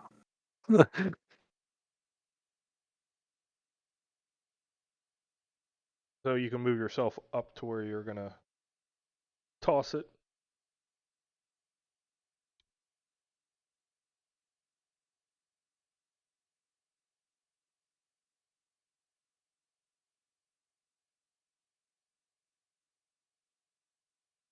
And you're gonna toss it like across the same area as the log, like that area, Uh, Or or like do you want to next to it. bounce it on Yeah, the wall? yeah, yeah. So it uh, hits. It like seems to hit an invisible wall and drops to the ground. But it doesn't like electrocute or anything like that. Correct. It doesn't make the dead squirrel any more dead or have any visual effects other than hitting something and falling down. okay. And now pick up 2 stones, throw one where the squirrel was, and throw another onto the log. Okay, Just so you throw it onto the log and it just hits the log and ladders along the log. Okay.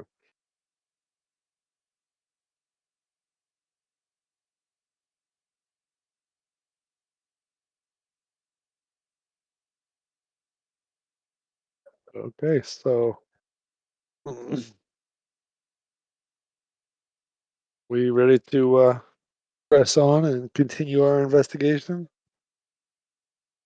I believe so. I don't see that. I don't think I have anything to help us with the damage we've already taken. We can see what's across the stream. yeah, there looks like Those rabbits. graves or beds or They look like graves and they look like rabbits on the graves.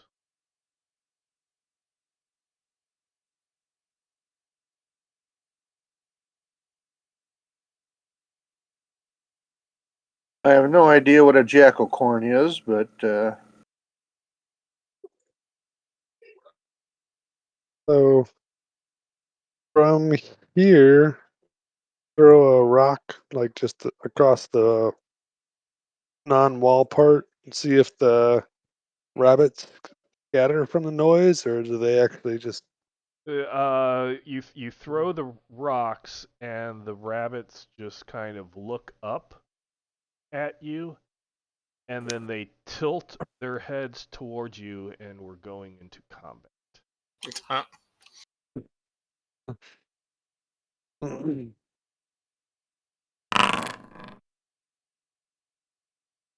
Hmm. Oh, I wonder if this wall is So you can go ahead and let's see, that is roll your initiative. initiative. Yep. Set your stances. Turn yourself green.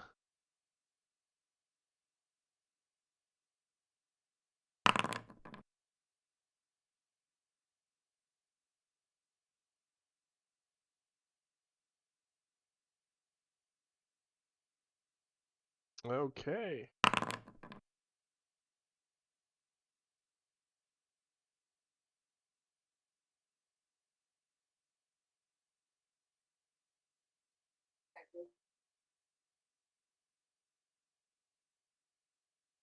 oh, good So lord, that fast. as it's galloping towards you, it has like a unicorn horn sticking out of its forehead.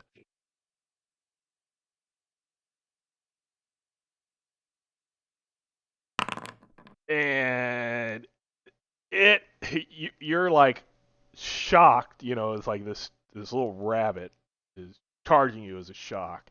The horn is a bigger shock, and then a triple shock is it's aimed right for your heart. Oh Oh, goodness, is there? Because it rolled a 20 to crit you. oh no. You can Is it attempt to variable? parry. Or is, Yes. okay. Basically, if you crit, you to basically there's two aspects: the die roll and whether or not it was a natural crit. This was a natural crit. It rolled a total of a 20, being both below the not getting a 20 to crit and not equaling or beating it means you take the full crit though. Yeah, absolutely. If you beat both its total and you crit, you completely nullify it. If you only beat the total or only crit, then you knock away the crit. Oh, So, but I was off by a 0. but That's yeah, only a 2.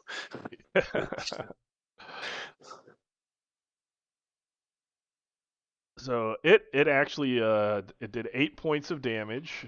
So you are wounded. So what I do there is I open up your character sheet, and then I click on the wounded category.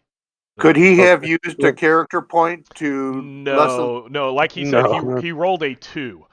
Oh, It was. Oh, he could have reduced the damage though, right? You could if yes, if you wanted to spend, and I don't know if I gave Karnak character points. Yeah, he has some character.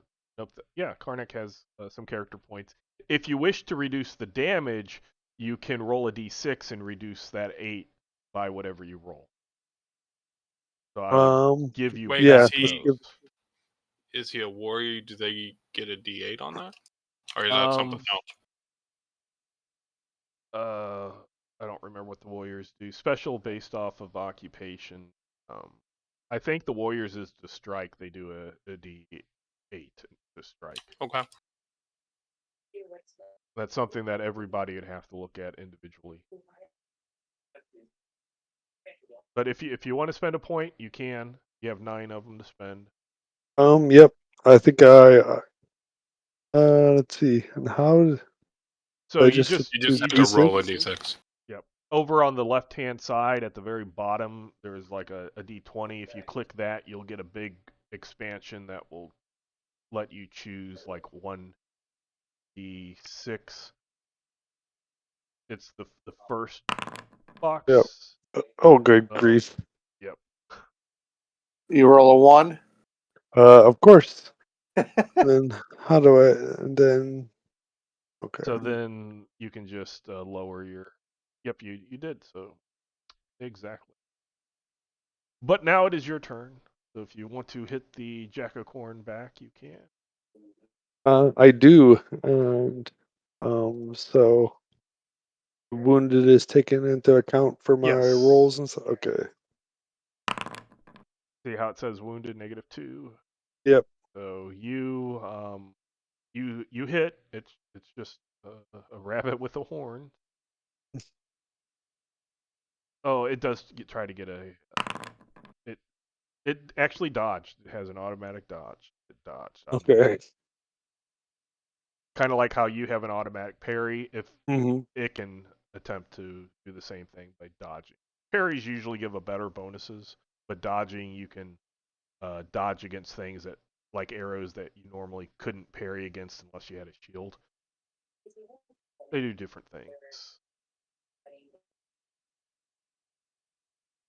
So you can pass it along to Solus unless you want to move. Nope. I'm getting beat by small woodland creatures here, fellas.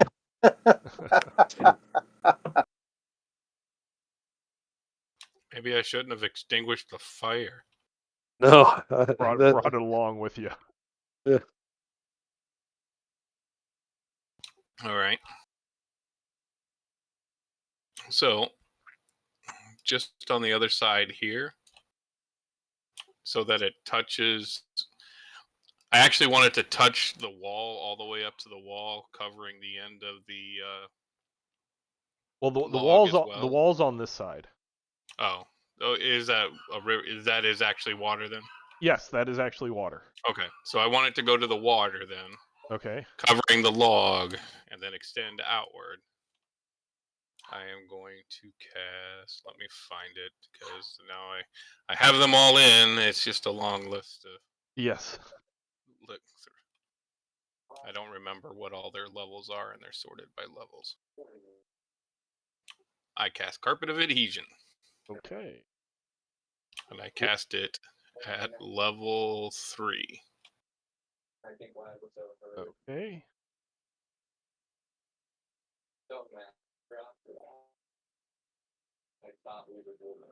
So 10 by 20. Doesn't look like it gets any bigger. No. Actually, so duration's the only thing for the thing then. That's what it Yeah, looks like, yeah. So then I just cast it at level 1. 10 minutes should be long enough.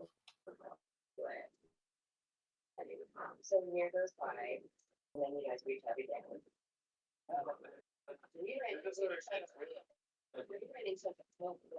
we'll get to that. We'll get to that. So, Oh, I was doing the wrong thing. No wonder it wasn't. you guys do that. No. Okay. Izzy, what happened that engaged to John? But the last time we saw her, she was actually Chris. So I know we have a lot of questions for these two. So we're bringing out Johnny and Chris. Hi.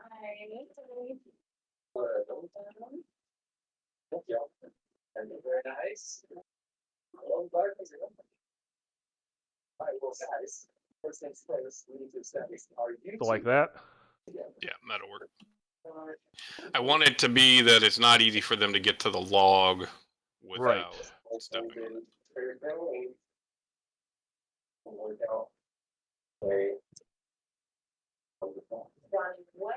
And I tell you guys, don't cross over the log right now. No problem. And then when you're done, you can. Colmaine.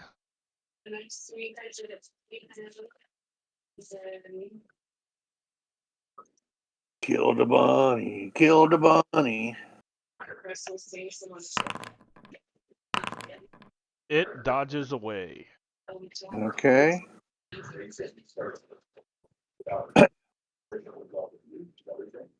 But I did hopefully put myself between anything coming across the bridge and my comrades. Okay, let's see what it say versus spell.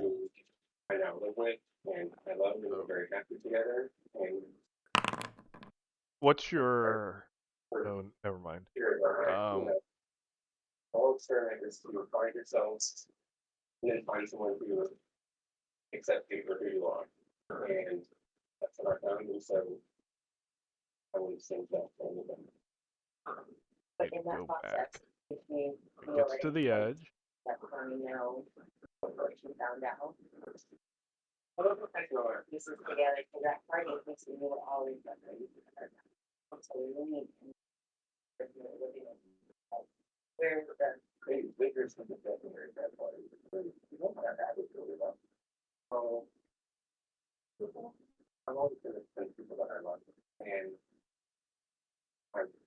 So it looks like it slowed up on the carpet, but it did not stop. Get stuck.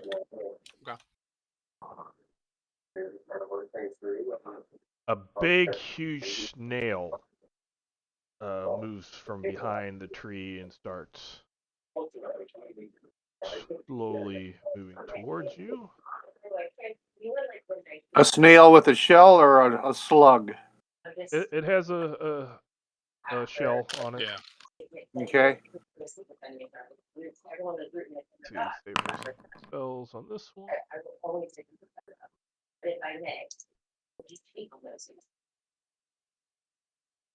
Yes. That one gets about there. No Irish almost. I mean, I saw and heartbreaking and as really as nice as I could. But I did fall in love with it. Big ox cow looking thing comes trampling along and stops at the carpet. Pack rat? He's still under my cloak.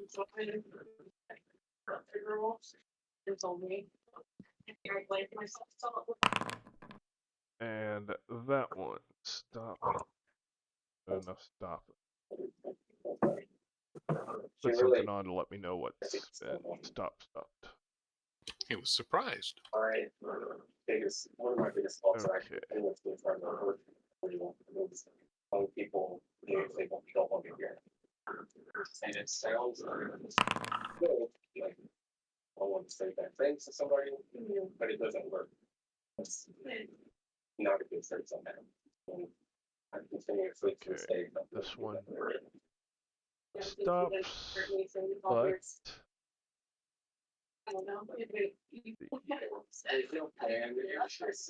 I love this girl. okay. Karnak.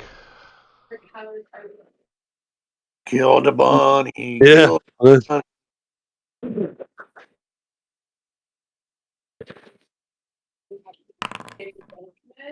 Well, that's better.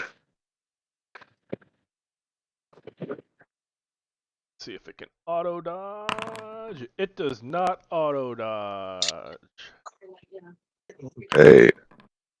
And that decent damage. Yeah, it goes flat.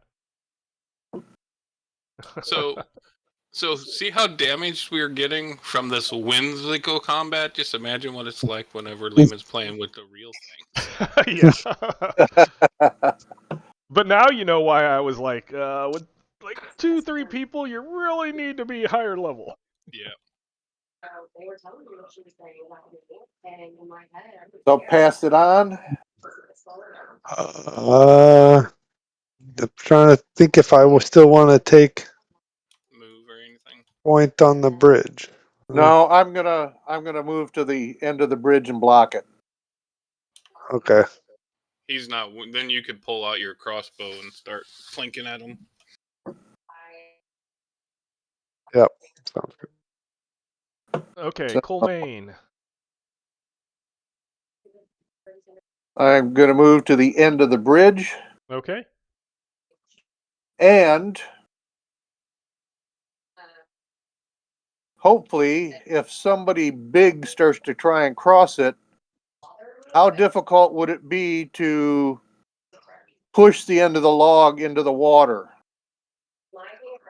Well, Is that if something really depends on the weight of the right? log and what's on it at the time. So How, it would be a number of d6s versus your physical strength.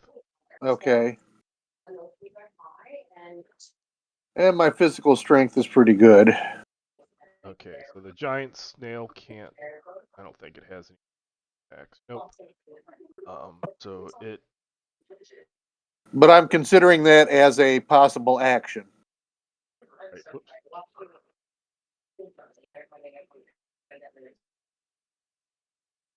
That moves there. And we are at the. I guess it didn't. It was on 0. So yeah, we are at the end of the combat round, so everybody can do their initiative stuff. This is Okay, probably so another one. how does one change stance? Oh, stance none. So whatever's highlighted green is turned on. So you Mhm. click on the name and to turn it off, and then you can click on, like if you have a ranged combat, you can click that one on if that's what you're thinking about doing. I don't have a ranged combat Then you attack can stay. modifier. Then you can stay in Yeah, melee. so yeah.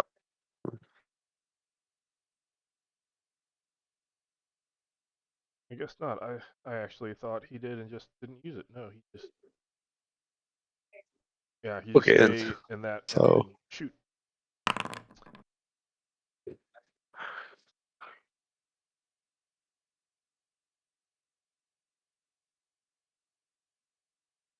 and then you click your roll. name. The green is just to let right. me know Yep. that. But There we go. Okay.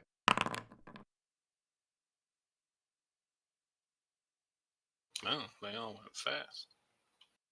So let's go back to that carpet of adhesion. They Physical have strength to. of 30. Oh, okay, yeah. It's strong, but not that. And that is this Jack of Corn. It's gonna charge at Colmaine.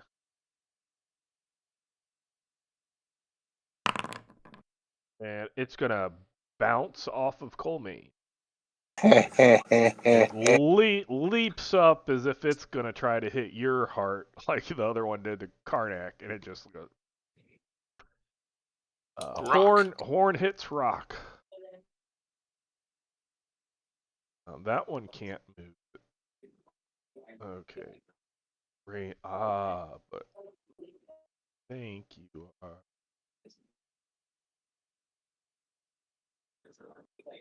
We're in range.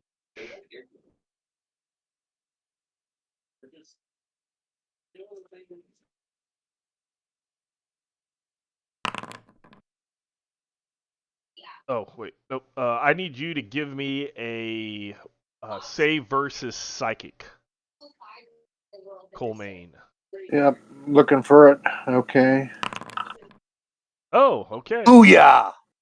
You felt your mind starting to unravel, and then you kind of didn't understand it, and it just went away. No speakeasy language.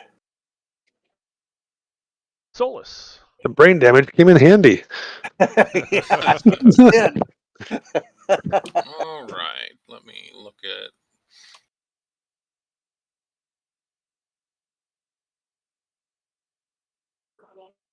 Check my range real quick. Yep. I'm AFK one moment. I'll be right back. I'm gonna become a one-trick pony, but it's the only area of effect spell I have. You gonna cook some people? Yep. How does magic work in Palladium? So, if you read there, that's my spell. It's a level 7 spell. So I have so many magic points. It costs me a number of magic points equal to the level of the spell. So it's going to cost me 7. Okay. And then it's also going to cost me, like, I can cast it up to my level, and I'm level 3. So if I cast it at level 3, it'll cost me a total of 10 points to do this. And then any level effects are based off of what level I cast it at. So it would last 6 rounds, and then it would do 3d8 damage and stuff like that. So I do that to hit the snail and Stinky and Brain Weasel. Okay. Let's just try to keep hitting on. Try to. It is 10 by 15. Yes.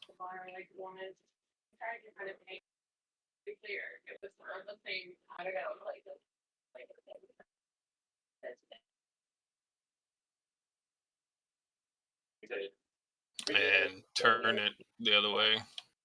Yeah, Going north I'm and just south. trying to get an effect going. So you want it like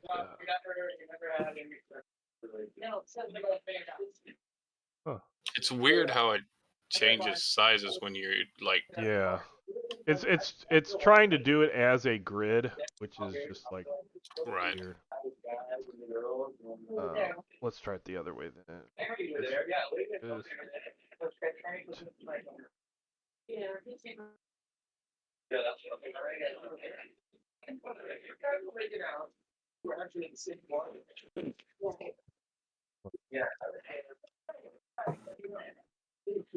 It looks like a square to me, but it's saying it's not a square.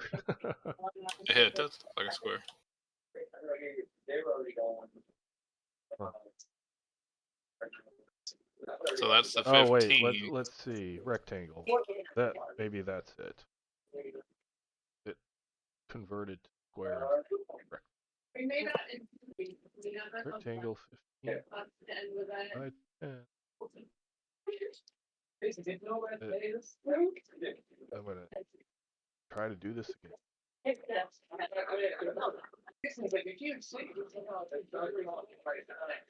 15. I mean, you got the burning squirrel. There. Yeah, rectangle. Like that? Yep. You can go a little bit north.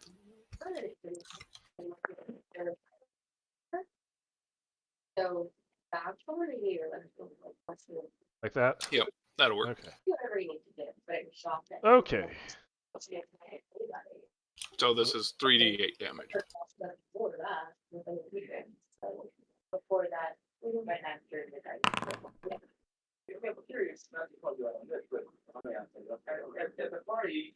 You burn the brain weasel mind mugger. Yeah. 13 for Stinky.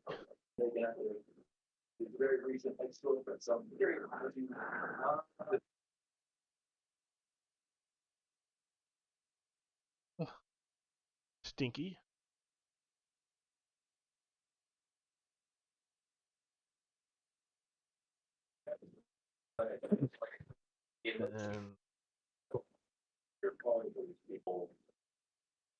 And you do some damage to the snail. Okay. We're having escargot tonight. Colmaine. I'm gonna smack the bunny. Or not. It'll try to dodge. Probably not too difficult. It dodged. Yep.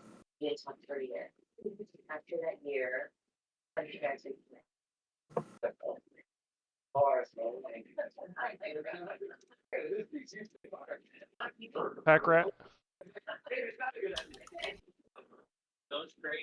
So. The snail is gonna move out of the fire.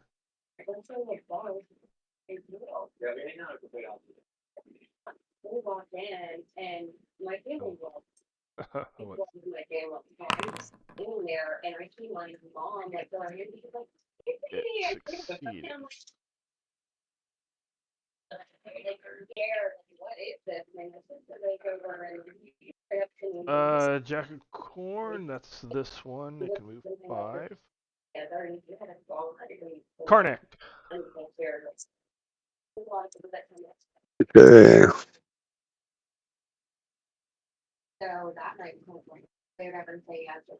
You could either come up next to me or move off to the side of me and shoot it, or come up next to me and hack at it. I think I'm gonna move up here and shoot at the snail. Okay. Maybe the snail. Yeah. Probably got pretty good armor.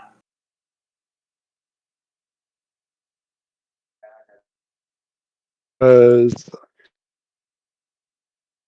think he's through the invisible wall. Yeah. Yep. So. That Aw. bounces off the armor, and you don't think a character point's gonna do anything to help that. Yep. Pass it along to Colmaine, I think is who it'll hit. And try and smish the bunny again. Nope, it's gonna have to roll and equal or beat that. It's gonna be hard. You probably gonna swish the bunny. Yes. Kill the Jack of Corn. Do a nice golf swing and send it into the river.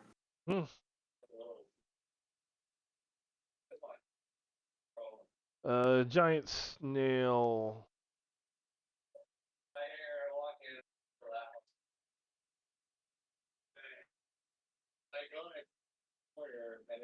Karnak.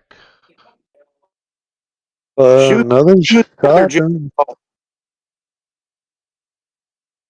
Was that? Shoot the other jackalope. You can't. There's the snails in the way. Yeah, the snail's in the way of the one, and the invisible wall's in the way of the other. Okay. So I'll try to shoot him in his little eye stalk. It's not armored there. That was a critical failure, or except that no, not critical failure. It bounces off of its shell. Yeah, his ice dog dodged. Yeah. So we're at the bottom of the round. So go ahead and if you want to switch stances, switch stances. Otherwise, roll initiative. Turn yourself Ooh. green when you're done with all of that.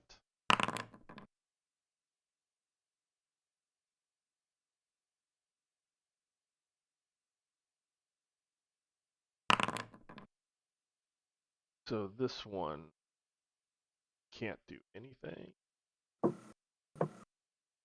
That one can move 5 feet. Colmaine. Yeah.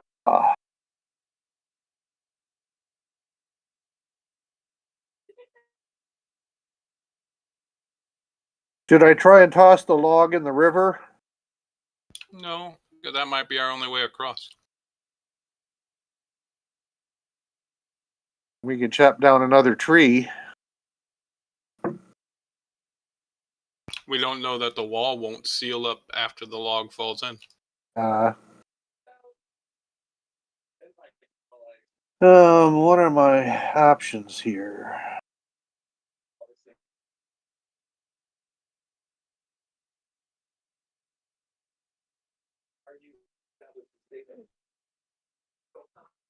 If I'm in hand to hand, I can't throw anything, can I? The stance? If you're in the stance, yes. If you walk up there, no. No, if I'm in hand to hand right now. Yes, hand to You hand can is still throw it's a slow stance, so you don't get your thrown bonuses, but you still can throw. Okay. I'll throw a knife at that guy right there, Okay. since I can see him. Um, And probably not. Yeah, probably gonna. It actually barely dodged. That's hilarious. Very nice. So yeah, the snail moves up, and you notice that its little, this little pseudopod eye stalk thingy doesn't look like it has eyes there, but it does change, and where it was kind of bulbulous, it becomes spiky, and it flails at you. Whale snail. Did it have to do a check to cross the log? No, it did not. They stick to things. But it rolled really bad and missed. It completely missed you. It's not even a hits you and Okay. bounces. Solus. Oh, I'm just gonna, roll that on forward to touch the jack of corn. Okay. Can you move it slightly sideways and get both of them? No, I'm just because Stinky's still there. I want to get Oh, that other one's stuck in the. There Okay. you go. I forgot about Stinky because I didn't see him through the fire. Yep, I gotta roll to hit though. Yep.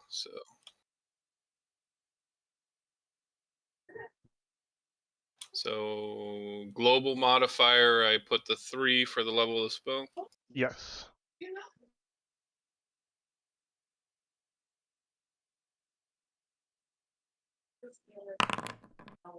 Ugh. It dodged. Yeah, but Stinky still takes the 3d8. If you want to go ahead and roll that, you can.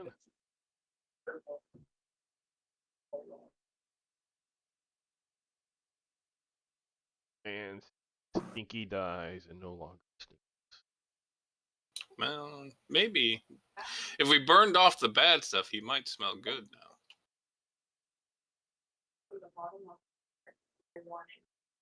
Karnak. Karnak. Three.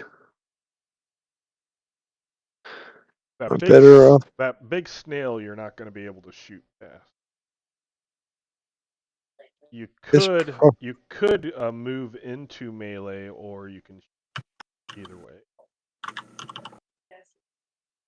I'm better off. I am in melee stance, so may as well. It cannot dodge or parry. Ooh. So yeah, you can roll, and that's a double damage. Whatever you roll, we just times that by 2. So you rolled a 16, so that's 32 points of damage. Ouch. Yeah, the 16 would not have killed it, but the 32 does kill it. Oh, darn. Uh, Stole my kill. yeah, because I only deal with extremes lately, apparently. 2, 1, 20. Colmaine. Well, I was all set with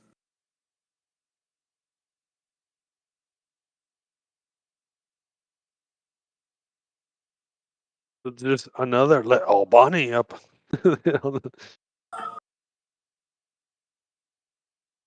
had hammer time.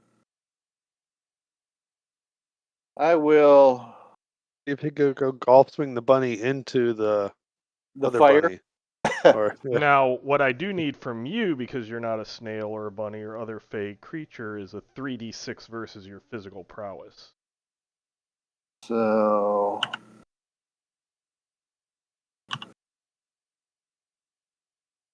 do I want under or over? You want under it. If you would have had enough points to buy it an extra time, you would have made it. That's half.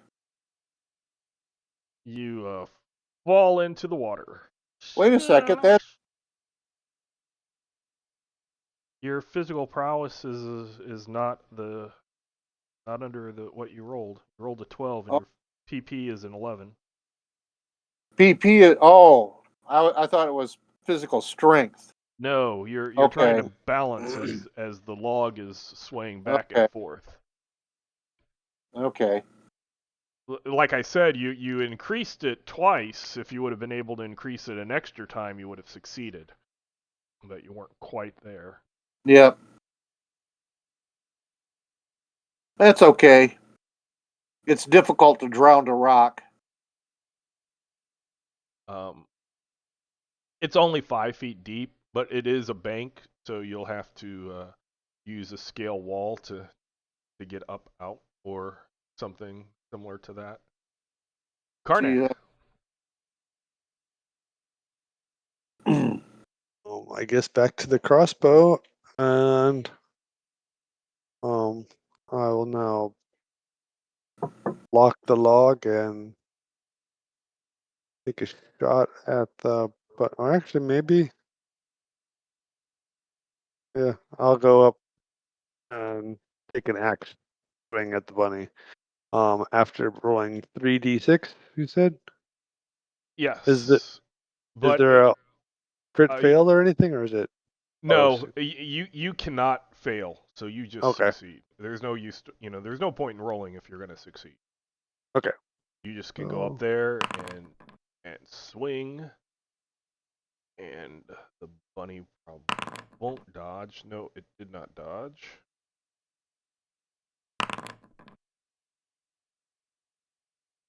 And you kill the bunny.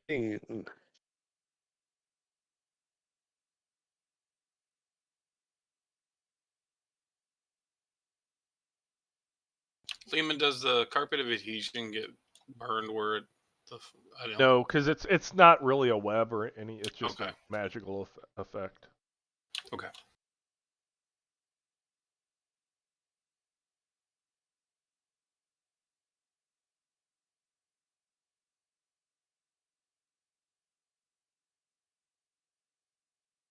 Then it looks like we're in the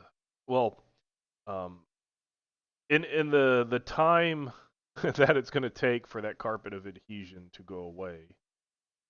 You guys can shoot at the Jackacorn. Karnak can shoot. Oh, wow.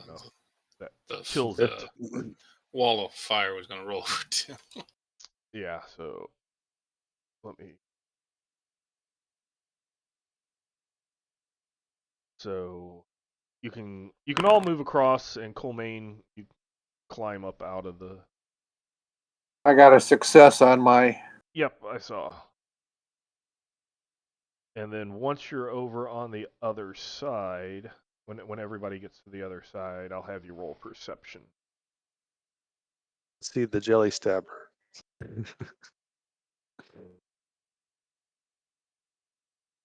Which now I can't. Okay, so everybody can give me a perception. Yeah. Why can't I roll like this in a normal game? So Colmaine, you and Mr. Mr. Whisker. You see it. Mr. Whiskers smells it because it smells tasty. Once you get across and you look, even though they look like they are graves, they're not. They're actually like a garden that have little plaques that in Sylvan say stuff like grow and be fruitful and like other plant-based, garden-based inspirational things. But in the middle of these, you see a big golden carrot growing out of the ground. And Mr. Whisker says that it smells delightful. Do you think it would go with snail? Better.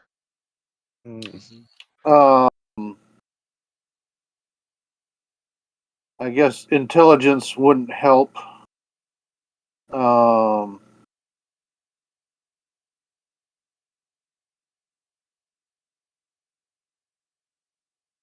I would like to sense magic on it. Okay. It is magical. DT's magical food.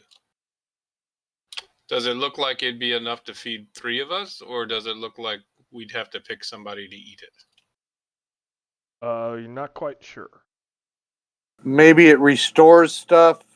Should we Well, should we keep I'm let going to put wait some wait cotton in my ears and suggest you guys do the same. maybe we shouldn't pick it just yet? Why not? Well, if we find the mushroom people, maybe it's got special properties. Well, we can go look. We don't have to pick it yet. Just cover our ears if we do, just in case it's something like a mandrake or something like that.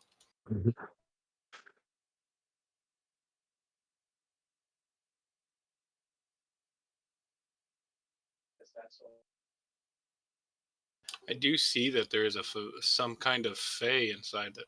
Is that a tower or a ruin? Yes, it is a ruined tower.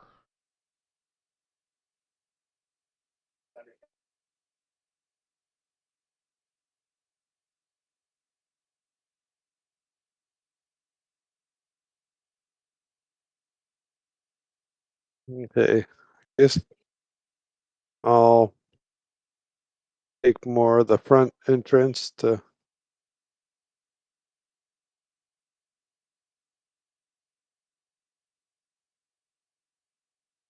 You're still in combat? Well, we're about to be, I think. Mr. Wicker stepped out but didn't like the name of one of the things it saw, so ran back under my cape. No.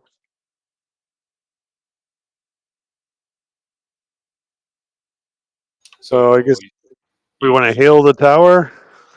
Yeah, I'll call out, "Hello in the tower." My tongue spell should still be active. Okay. Come out, whoever you are. So this in my game, gnomes are not a player character species, but this is a gnome, which is a completely fey fairy creature. It comes out. It looks at Karnak. It is holding a tray that has some steaming type of food on it, and he like starts fuming and is like, "Get off my property!" And he grabs something that's on his plate and throws it at.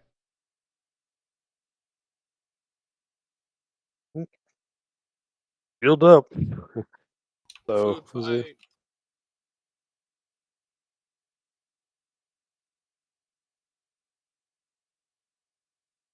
Oh, that asshole.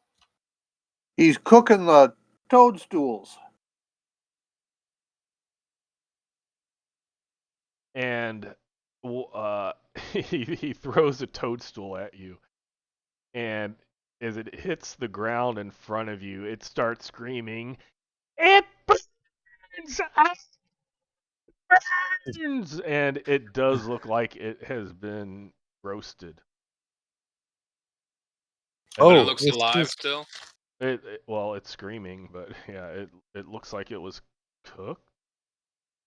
and it's about 3 apples tall. Yes. Yeah, I thought that was funny. Okay. Okay. So yeah, let's get into another combat with some initiatives and stuff.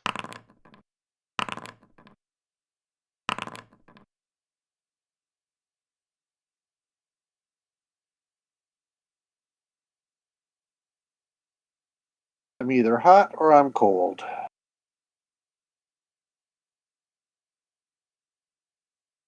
Okay.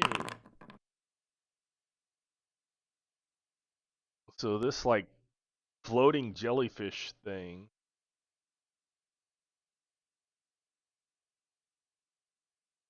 flies over to Karnak, and its little like tentacle they get like metal sharp, and it tries to spike you. You can attempt to parry. You do not succeed. Oh, Does 2 points of damage.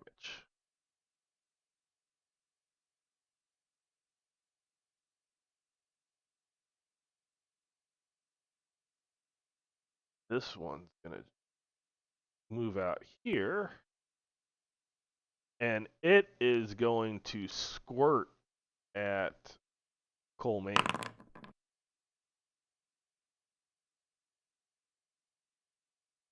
And it hits Colmaine, and I need you to make a save versus fumes.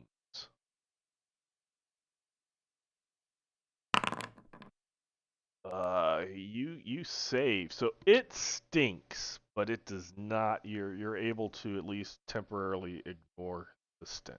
Made out of rock. What do I care about smells?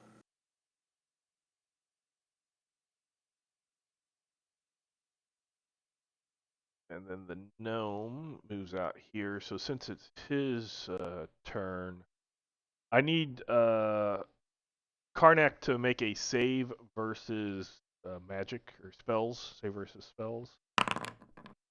You save, so the screeching from the toadstool doesn't affect you, but then he is going to throw another one at Solus.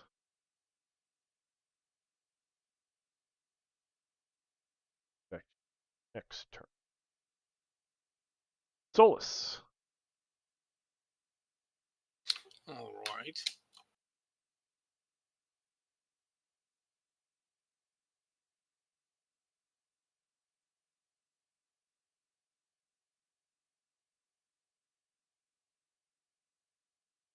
You shouldn't burn other people unless you mean it, and I am throwing a fireball at him. Okay.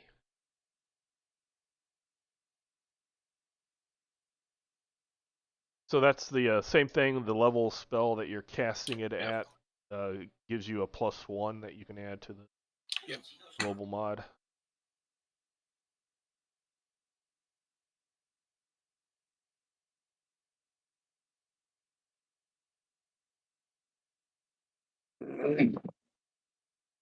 Sorry, I was on the wrong tab. I was like, where's my attack? That's going to hit. And it's 3d6.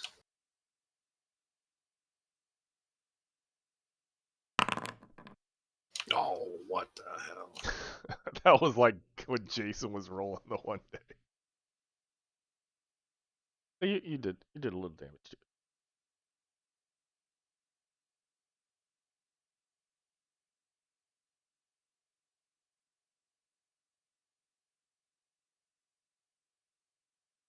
So this one's going to try to squirt on Colmaine as well, so I'll need another save versus... Oh, nope, I don't. It actually just missed. Completely missed. Well, that's good. And this Fey familiar, it looks like the cross between a Ursagriff cub and a badger. Very strange looking creature. And it is going to attack, try to bite Colmaine, and it also missed. Badgers? Badgers? We don't need no stinking badgers. This one is going to do the stink squirt. And it misses too. I am rolling d20s. Right? Yes, I am rolling d20s. Karnak. Let's see. I guess so. There's no attacks of opportunity.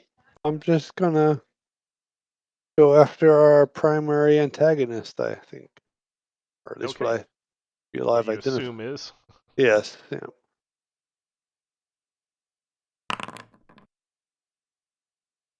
That is is you're gonna have to spend a combat point, but it'll be a guaranteed hit.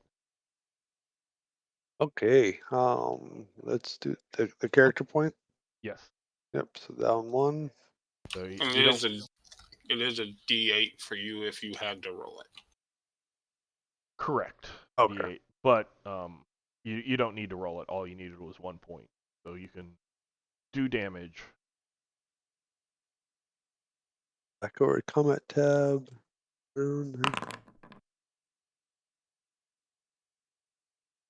Give him quite of a big wallop there.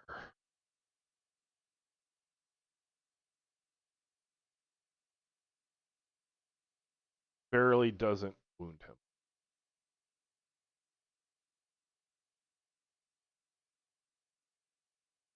Pass it along. Oh, right. Colmaine. The little monster that's on me.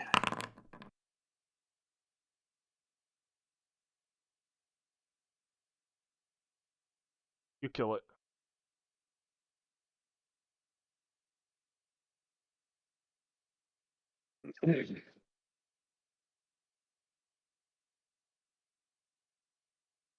Back to Gnome.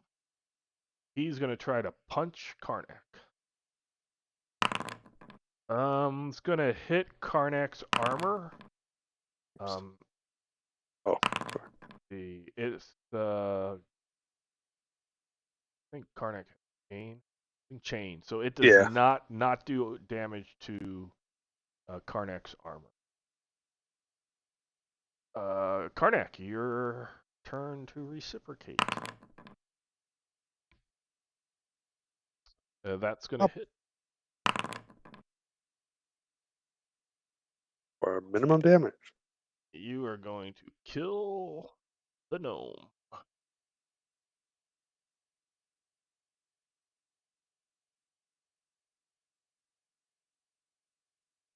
Swing on this jelly stabber. Okay. Or not.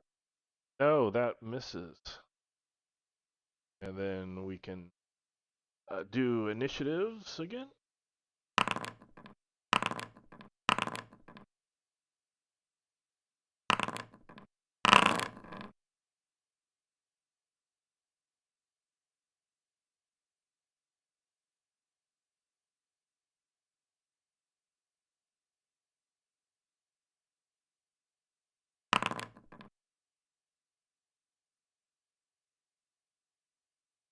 This one will fly over and try to spike Karnak and misses completely.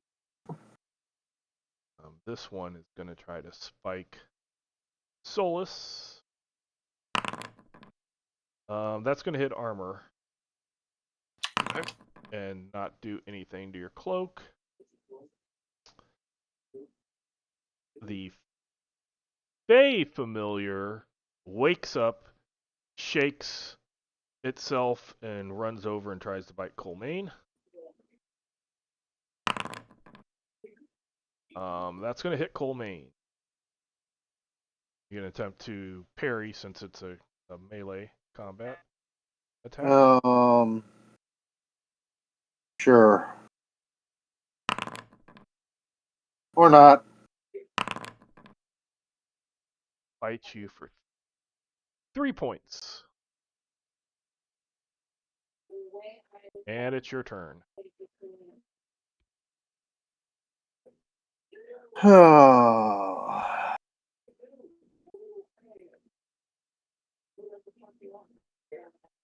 gonna go after the same jelly I tried to kill last time. Okay. Was that the top or the bottom? I don't remember. The bottom one. Okay. That is going to hit.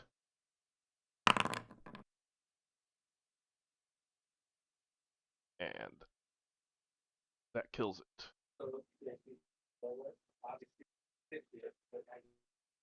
Karnak. Okay.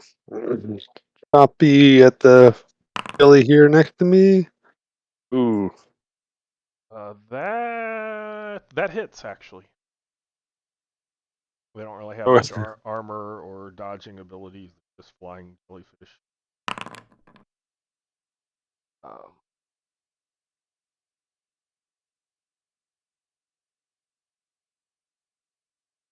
So you wound it. Okay. This one's going to attack Colmaine. Ooh, this is going to crit Colmaine.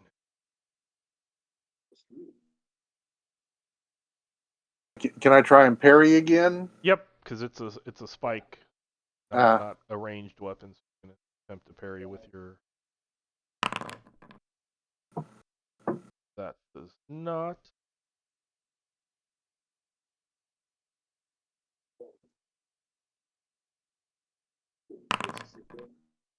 You take 8 points of damage, so you're wounded.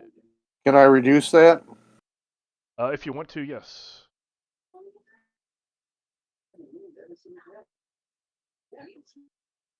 Spend a combat point, roll a d6. Yep. Okay.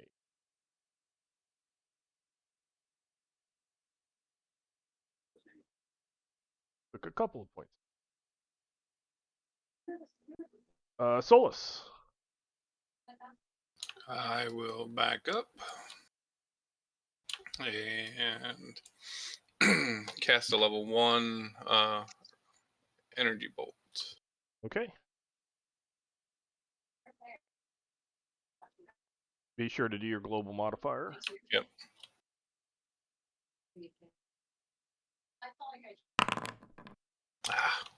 That actually, the energy kind of hits it and kind of dissipates, fizzles. Yeah.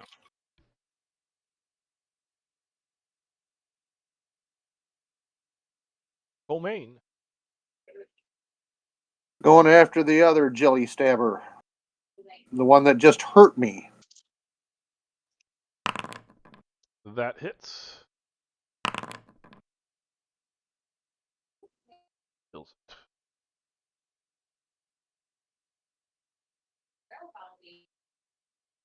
Karnak. Another swing at the jelly here. That's going to hit. And definitely take this one out. Oh, man.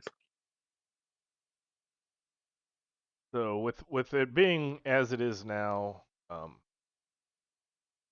you eventually, however long it takes, you kill this jelly stabber. Colmaine, you hit the badger, and it dies, and then the next round it gets back up and it runs away because it had 17 lives. I didn't have to keep killing it.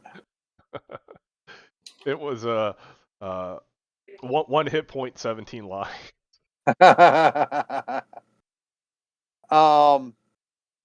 Is there anything we can do for the toadstools?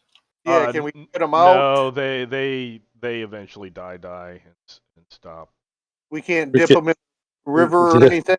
No, they were. It was like a death, like already dead scream type thing.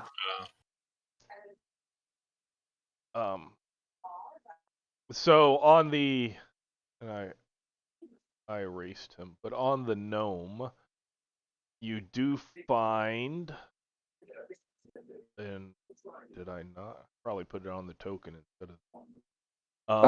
A recipe for broiled mushrooms. a recipe for toadstools. You also have there's a pouch of fire dust. Solus, I'd say you take that.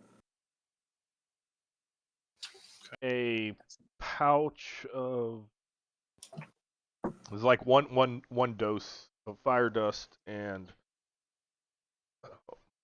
I had it written, but I think I wrote it in the wrong place and then I deleted it, but I remember the page.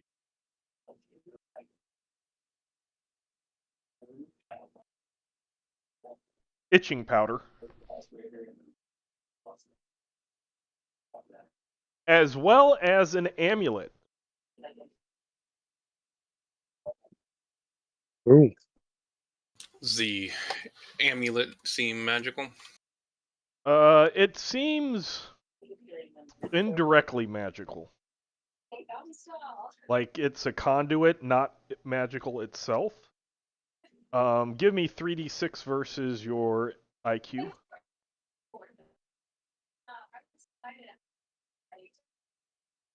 Oh, my brain damage. Okay.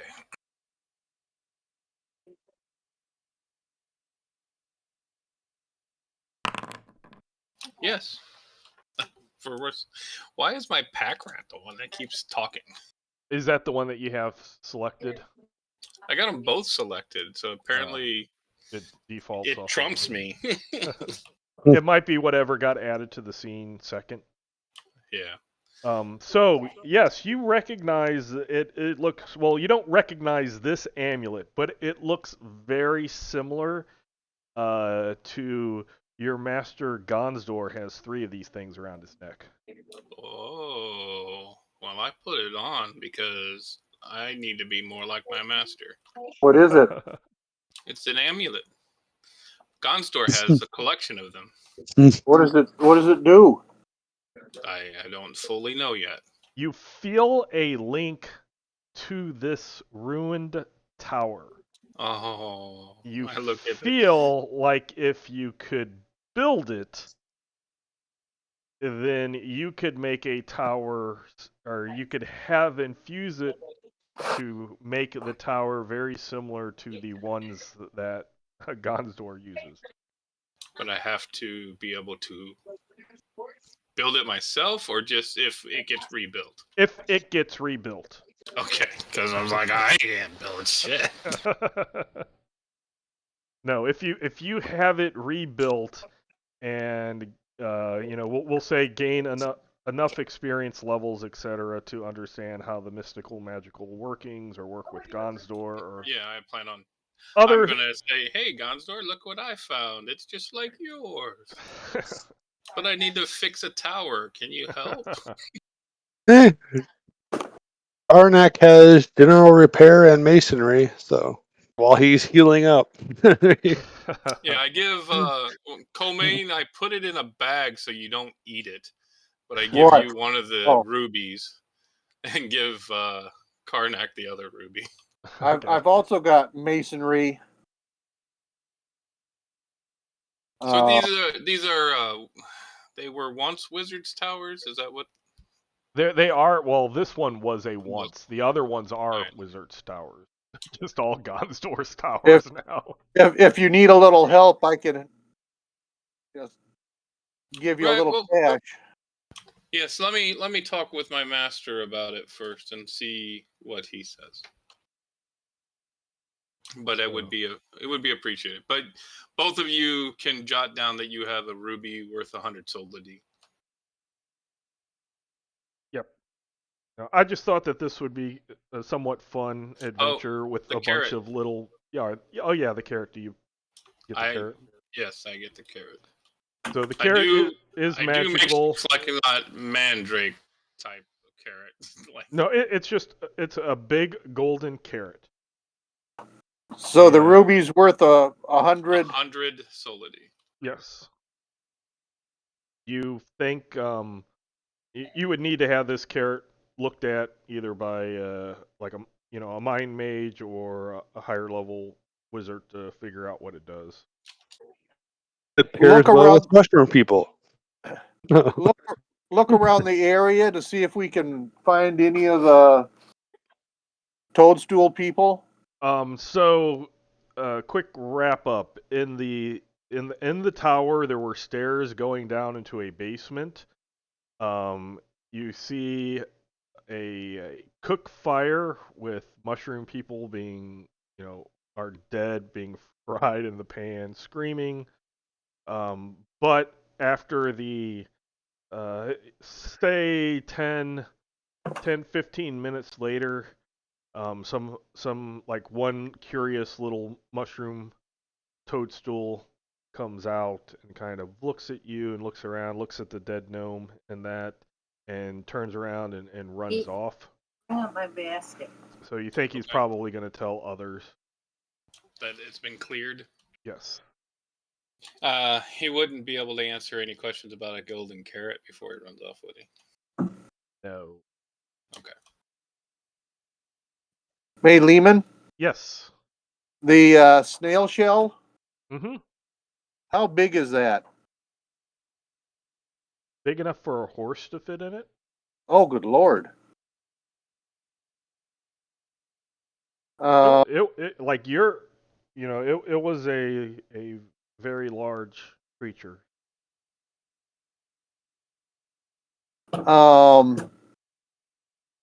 can I clean it out? If you wanted to, I mean, it would be like a real snail shell that after it gets, dried, it becomes really brittled. Uh, So you wouldn't be able to use. I mean, if you wanted to have it as a trophy, yes. If you wanted to use it for armor or something, no, it wouldn't work. well, I figure somebody, back in Fallcrest might go, wow, that's a cool thing, and maybe hang it above a bar, or, the trophy room at the, guild hall or whatever. Mm-hmm. So I'll grab the snail shell. Okay. And then the Gelfkins pick you up the next day and are happy to hear that you got rid of the gnome that was him and his fey creatures were messing around.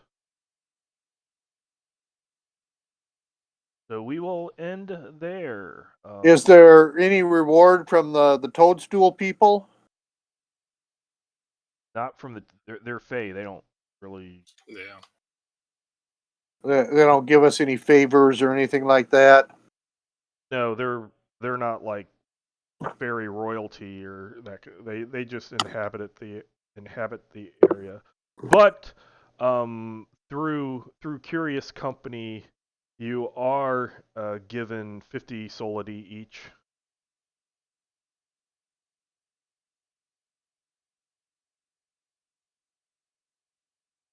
As a reward for successfully completing the mission. Instead of taking that, can they identify the carrot? It would take time, but they could look into it. Marina could see if she can figure something out.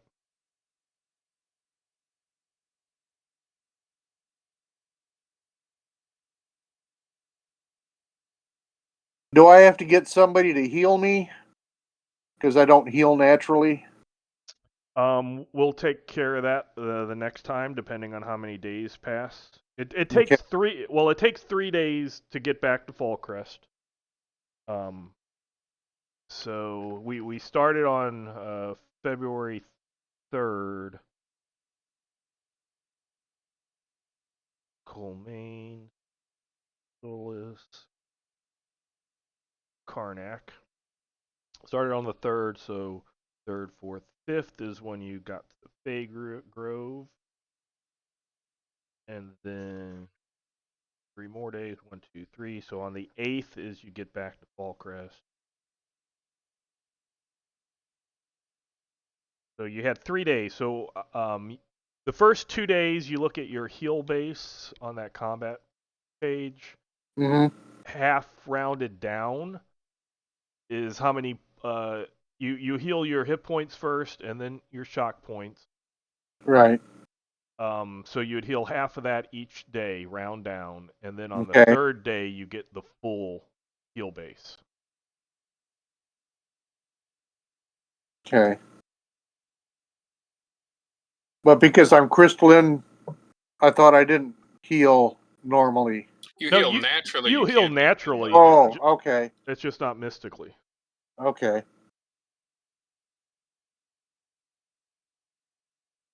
Yeah, you So still have I'm a life force that your right. body will heal itself. So I'm 3 shock points down after 3 days. Not bad. Are we doing the So- healing now? Or Yeah, you could do the healing now. okay. Because when we start again, it'll be in either Fallcrest or in another area that's going on. And if you like this enough to want to play next time, we do this on the opposite. So it would be next Sunday on the opposites of Bob's. We can get you. I can get you the PDF, and you can get a character created. Any XP that I would have, I'll give Karnak XP, but an equivalent XP would go to a new character since we did not know you were going to be playing this. So, No. but Yeah, you actually well, that's did cool. play. Yeah. Highly appreciate your help. I Yeah. would have been a really big pincushion otherwise. Love to have you join us, Mike. And Hey, it's yeah, one that I understand. You know, people have lives and don't show up on weeks and stuff like that. So you know, we tend to have that happen. We have various, like I said, various characters, various plots going on.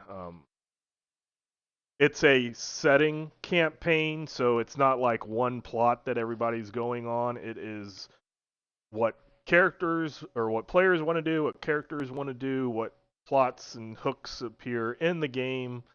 And like with the Curious Company, they're trying to establish something that will last after their characters. And various other people are doing stuff like that as well. So it's basically more of an open world sandbox than, you know, an adventure path or something like that. But So this the healing is heal half So of you're heal base, so half round down.